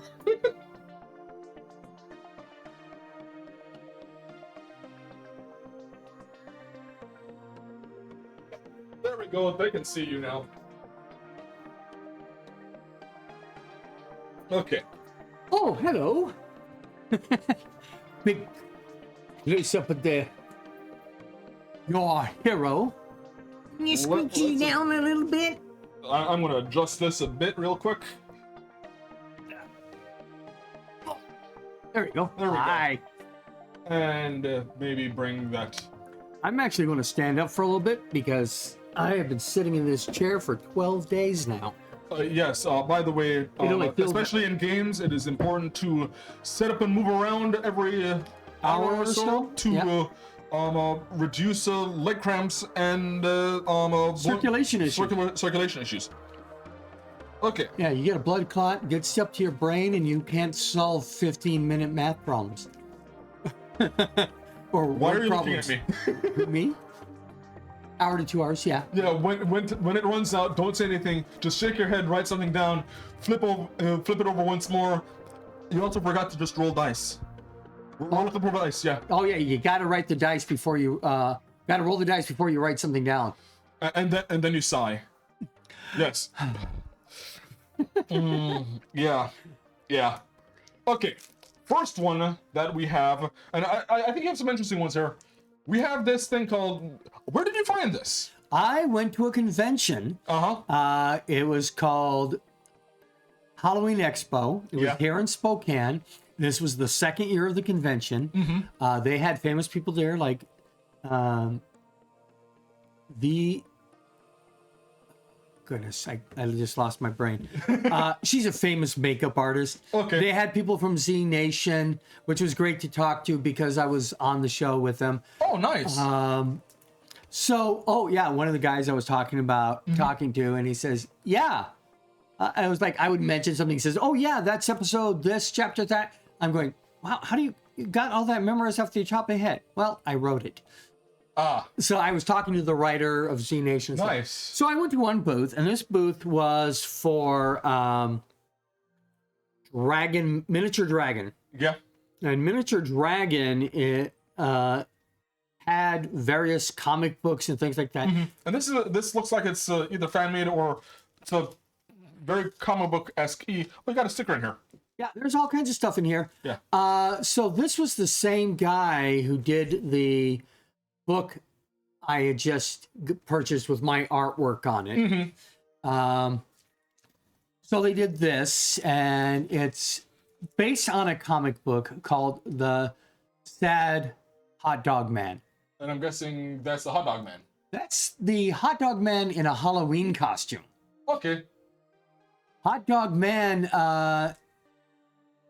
is literally a living hot dog. There's what he looks like without the costume. If you If I can get this to focus. put your hand behind it, or put the white paper behind it.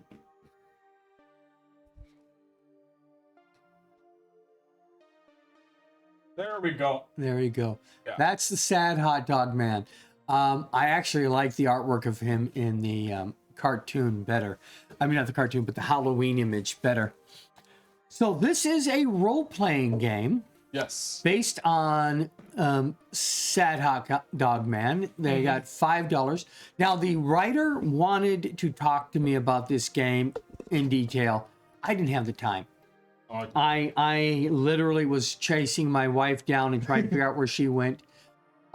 So he doesn't even know I got a copy of it.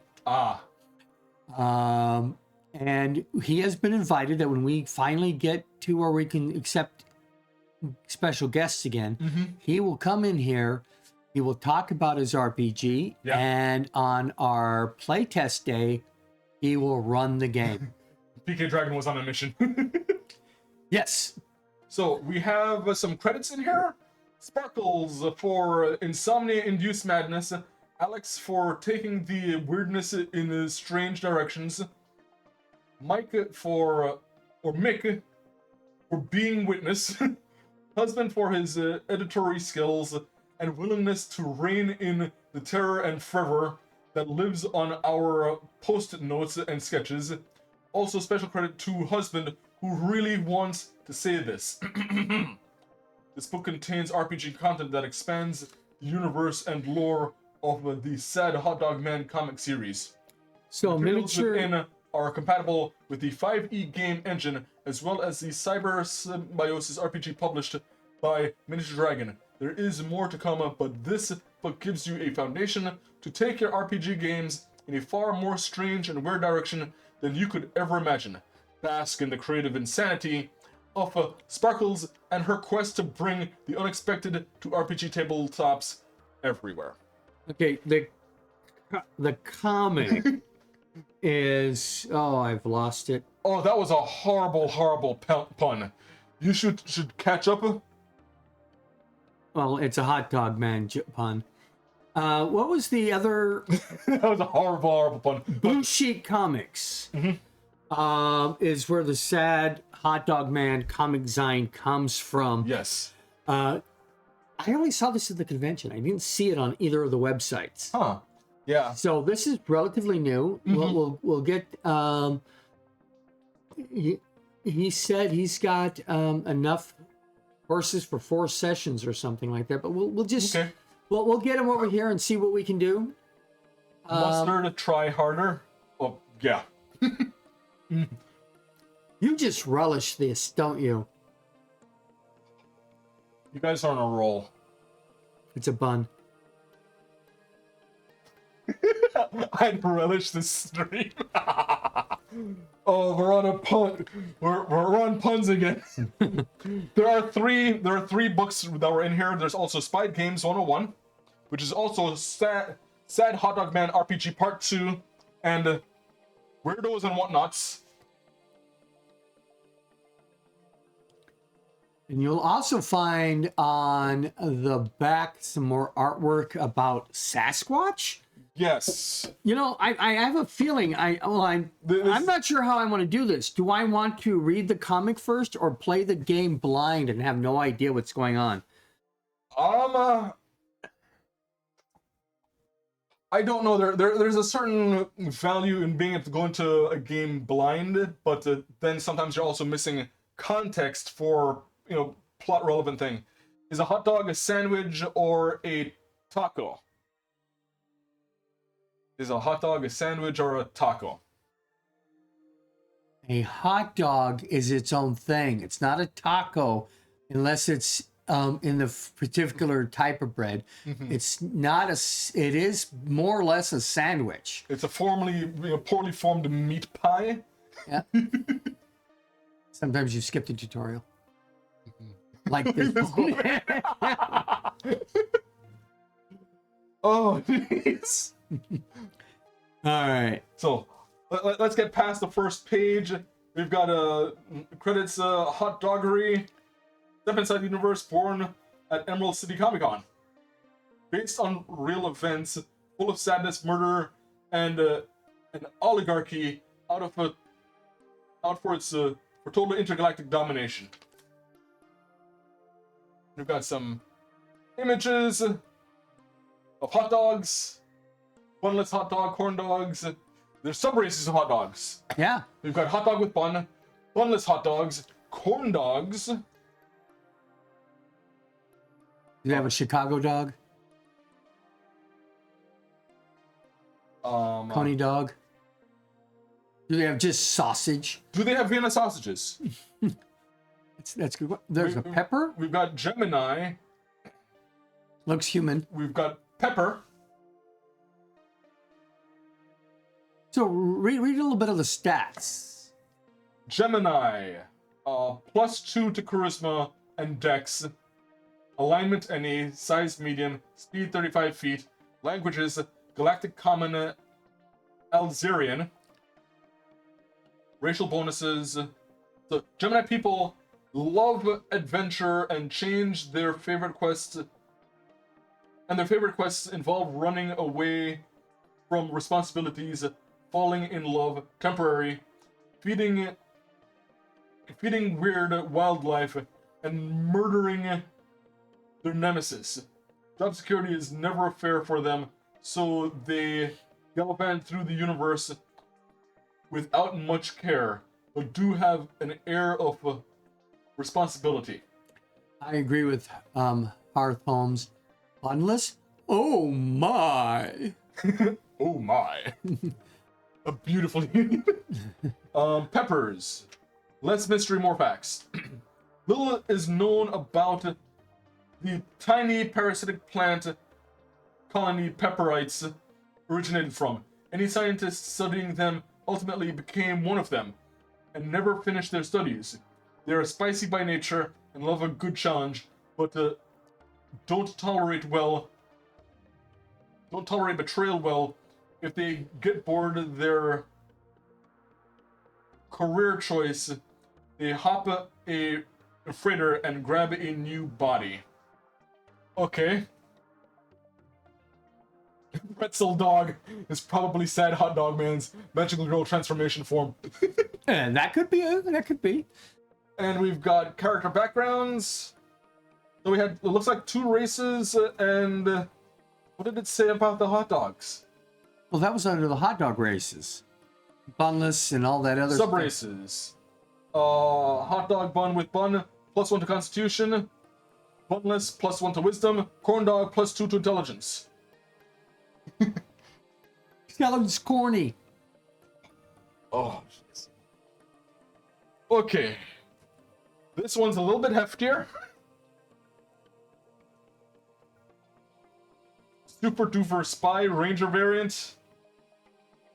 I guess this is the classes. Makes sense. Yeah. Yeah, they've got a full page on just the one subclass, and it goes to, looks like level 10 at the very least. And then we've got ray guns. So equipment. Yes. I'm surprised they don't have somebody run, Condiment Man. Gonna get into Condiment King. Yeah. Batman villain extraordinaire. He was the best Batman villain. He was better than Kite Man, and Kite Man got his own series. Hell yeah. And weirdos and whatnots, I guess this is kind of like the Monsters Manual, because we've got some ghosts. Oh no, this is another race. Ghosts. Ghosts live in a communal world without death or haunting. For all intents and purposes, they are immortal if properly recycled by friends, family, or party members. Who remembers Repairman? I'm afraid to look into Repairman. Does he break into your car and fix things? I don't break into your know. house and fix things? I don't know. Not a little pond. Oh, okay. That Nauthalopod is this is the one thing that he did get out. Is equivalent to the illithid wormy things. Oh, okay. So based off of everything that we have rambled through, I would probably suggest you read the comic before you try running this. Well, he's going to dungeon master it, but I think I better read the comic anyways, just so that I can have a clue. Not only that, but I also feel like this is random, but I feel like there's a certain vibe here. And I think the comic would set the vibe a little bit better. Because, yeah, the vibe that I'm taking from this could be completely different from what is intended. Than the what? What is intended? Correct. Story as intended, as opposed to rules as intended. Yes. So, for example, I've come across my fair share of media where, at first glance, oh, I'm fairly certain it's this. And then you get in and it's like, oh no, I could not possibly have prepared for this. Perfect example is Happy Tree Friends. Yeah, you're not ready for Happy Tree Friends. Very few people are ready for Happy Tree Friends. They're not happy. And it may look like it's rated G. No, this is closer to rated R. Okay. At least it's not as disappointing as Velma. Oh, jeez. I was so happy to find out that Velma was officially canceled. Thank God. Did they have a second season? Yes, they did. That's 2 seasons too many. They canceled it before they got to the 3rd season. But they had a movie. Yeah. Oh, jeez. That is the worst use of a copyright since the existence of it. Yeah. And I'm not even a huge Scooby-Doo fan, but even I was offended by, like, don't do that to Scooby-Doo. Or anybody. Or anybody. if you're going to adapt a franchise, a beloved franchise, at least show some respect for it. Don't spit in the face of the people who actually enjoy it. Yeah. And that's general they were advice. Literally insulting the fans. Yes, they were. Okay. And not subtle either. Okay, anyways, let's talk about the next thing. Let's talk about something more happy and wholesome. Yes. Like Call of Cthulhu. Oh, jeez. Okay. So, if you remember, was it last week or the week before? Some time ago. Yeah, the last session that we were here, we did Call of Cthulhu Keeper decks. Now, Keeper decks are designed to... they're reference cards. Yes. To make it easier for the game master, which in this case is referred to as a keeper. So they had 4 sets of cards that you can buy individually or as a pack. Then they later came out with this, which is a monster pack. And it is from a specific book. So, I don't know whether or not this has the monsters from the Keeper rule book, or just the one book, the Malice Mal. Can you say that word? It's right on the name. Milius Monstrum deck. Yes. That's a bit of a tongue twister. Bit of a tongue twister. It tortures your tongue. If I can get this thing in focus. You can't even put your hand behind it. It's so big. Yeah. Put the envelope thing behind it. In case... Oh, yeah, let's try that. The other way. That worked. Yes. That's what we were trying to pronounce. In case it instills cosmic horror within your soul. I feel like most cosmic horror occurs in your mind. I think it's religious horror that occurs in your soul. Well, cosmic and all those horrors just destroy your mind, soul, sanity, and that's the start of the Saturday night. Yes. Okay, so let's crack this thing open. And this is weird. It's blank. If that's not clear you're seeing, that's blank. Malice Monster It's deck. blank on both sides. It's weird. Collection of 66 monster cards that enhance your Call of Cthulhu gaming experience. Like the other Call of Cthulhu Keeper decks, this deck provides new layers to plots, enhance the storyline, provide quick access to an array of fiendish foes. See, I'm less concerned about pronunciation in Rillian, which is the language of Cthulhu, and I'm more worried about the conjugation. Right?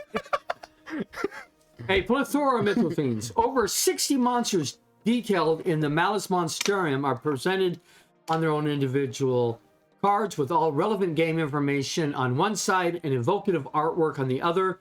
Use the cards for quick reference to games, handy images to show your players exactly what the investigators are facing. I'm trying to find one that actually... And they have plot seeds. Okay, there we go. It looks like I pulled it from the back, and these were not very engaging. Okay, there we go. We got Spectral Black Dog. Now, these cards are from the epic 2-volume tome Malice Monstrum.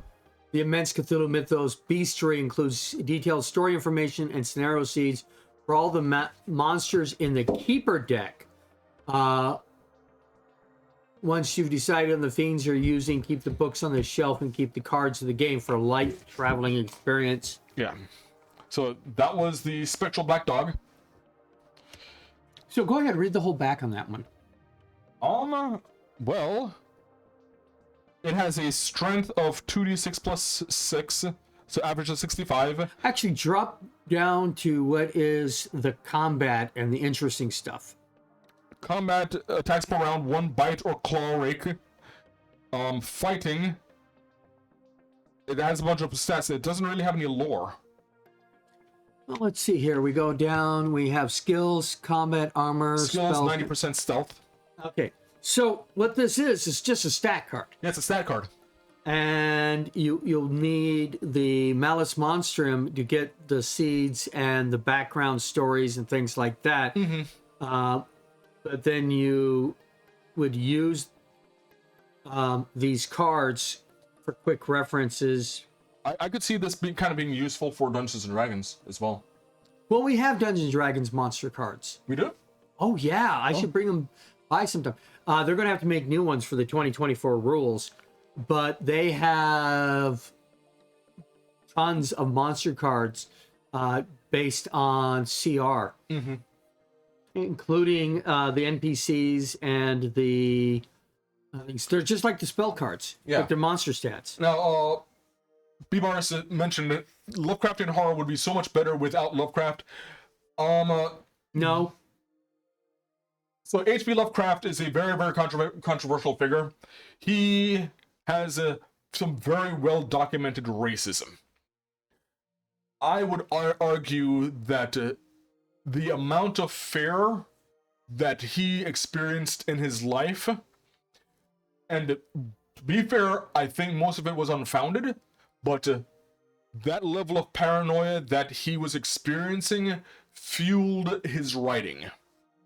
So I don't feel like we can get the good quality of his writing without him being that fearful, and unfortunately that included him being incredibly Xenophobic.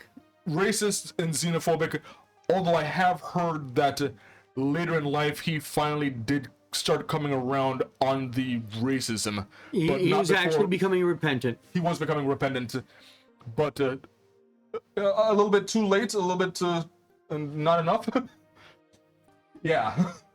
But no, Call of Cthulhu could not have been, or any of Lovecraftian horror could not have been better without the person who actually wrote it.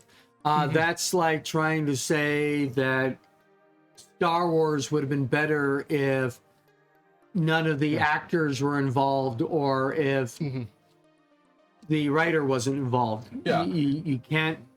You have to sometimes separate the art from the artist. That would be called the death of the author. And yes, you said 1/3 of his horror was I met a black person once, and I would argue that 2/3 of it was and then I met an Italian or Greek.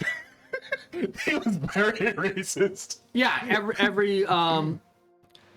everybody that wasn't him was to be afraid of. He was afraid of air conditioning. He was afraid of air conditioning. Yeah. But he was able to, very evocatively describe his fears in a way that could be malleable to other things. Also, one of the things to look at when you're looking at H.P. Lovecraft is I would welcome at my table because some people need help. And he absolutely needed help. And he was not in an era where he could get help. For one thing, being racist was normal. Well, actually, I feel like for his time, he was on the extremes in terms of racism. Oh, no, he was on this. But if racism is normal and socially acceptable, yes, nobody's going to help you overcome something they don't see as a problem. That, and he did grow up very much in that Anglo-Saxon, I think they're called WASPs. White Anglo-Saxon Protestant. Which is incredibly oppressive.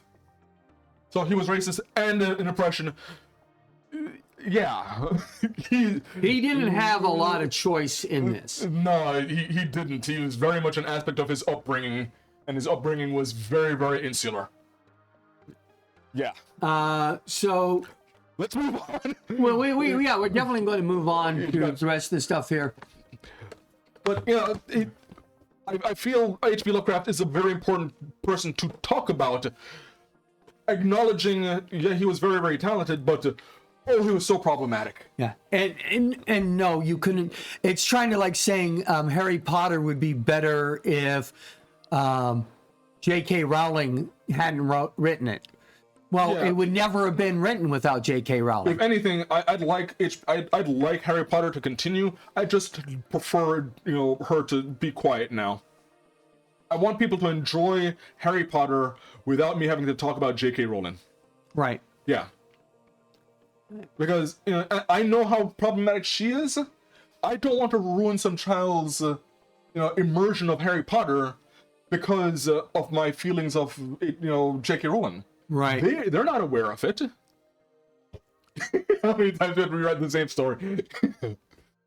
Okay, so that's actually an interesting zombie.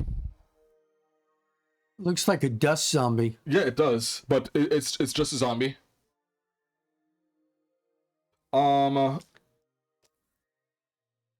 I apologize if it sounds like we are being apologists for H.P. Lovecraft. We're not, but it is very, very nuanced. All right, we need to hurry up on this because we have one last thing to look at real quick, and then 5 minutes we have left. Oh, yes. So That's the cards. There's a lot of wonderful art here.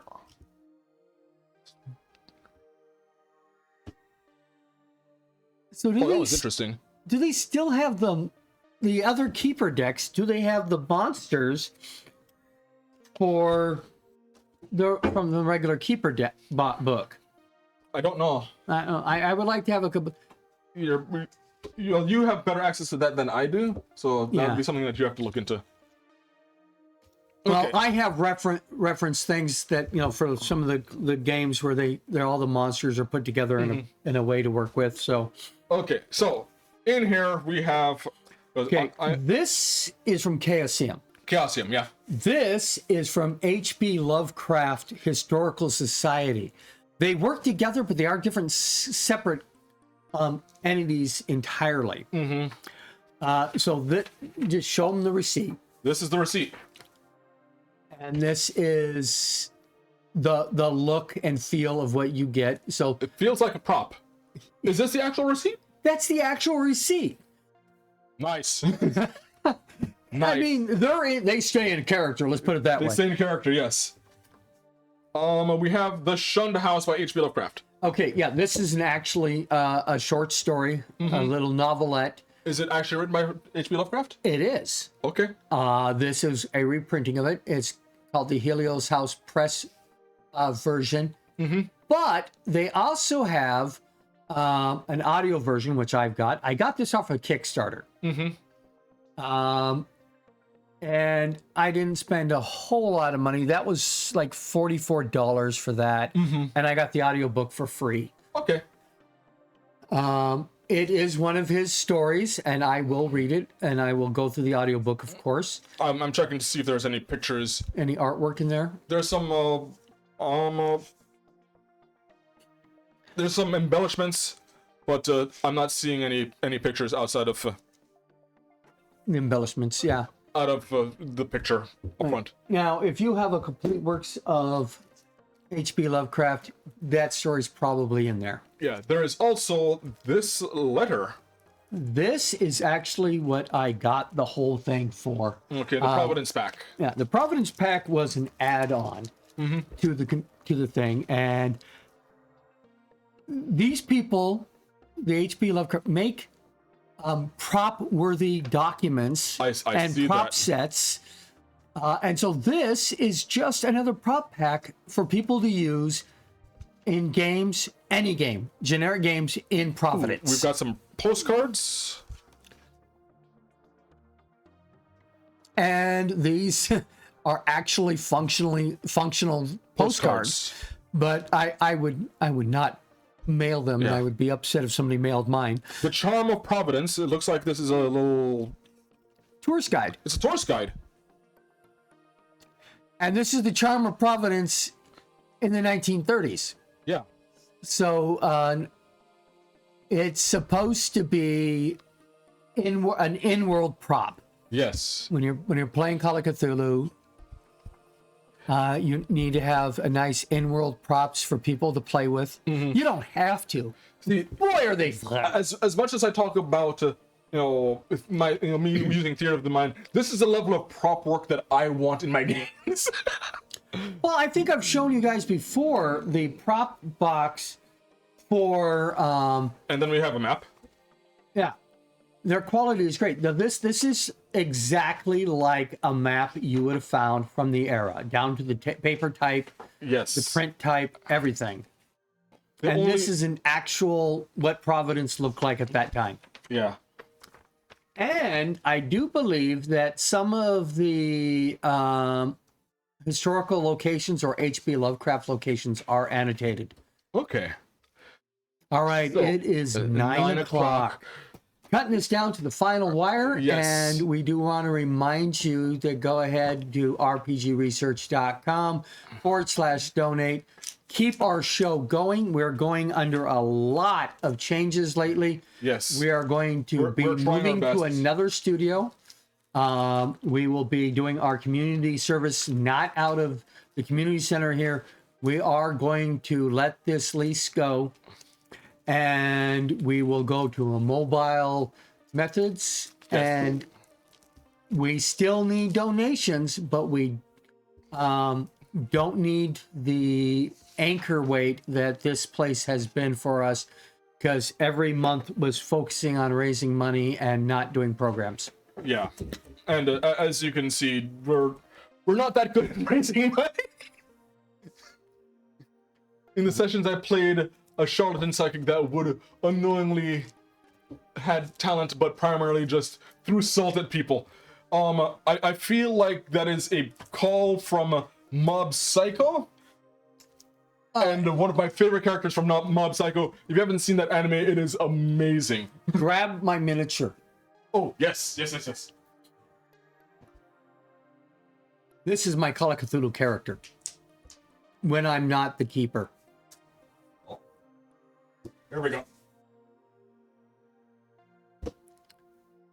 I am the Eldritch investigator. And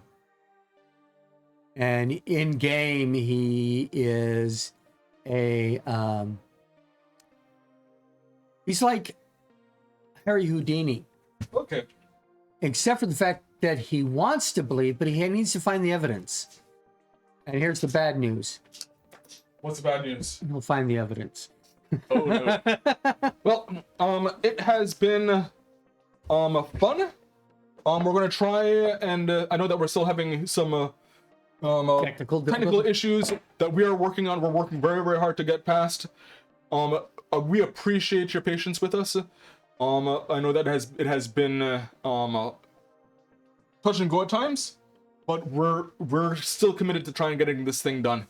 Hopefully we'll see you next week, Monday. Monday, 6 p.m. Pacific Standard Time. We will see you then. What do you say? Have a good night. And dream well. Yes.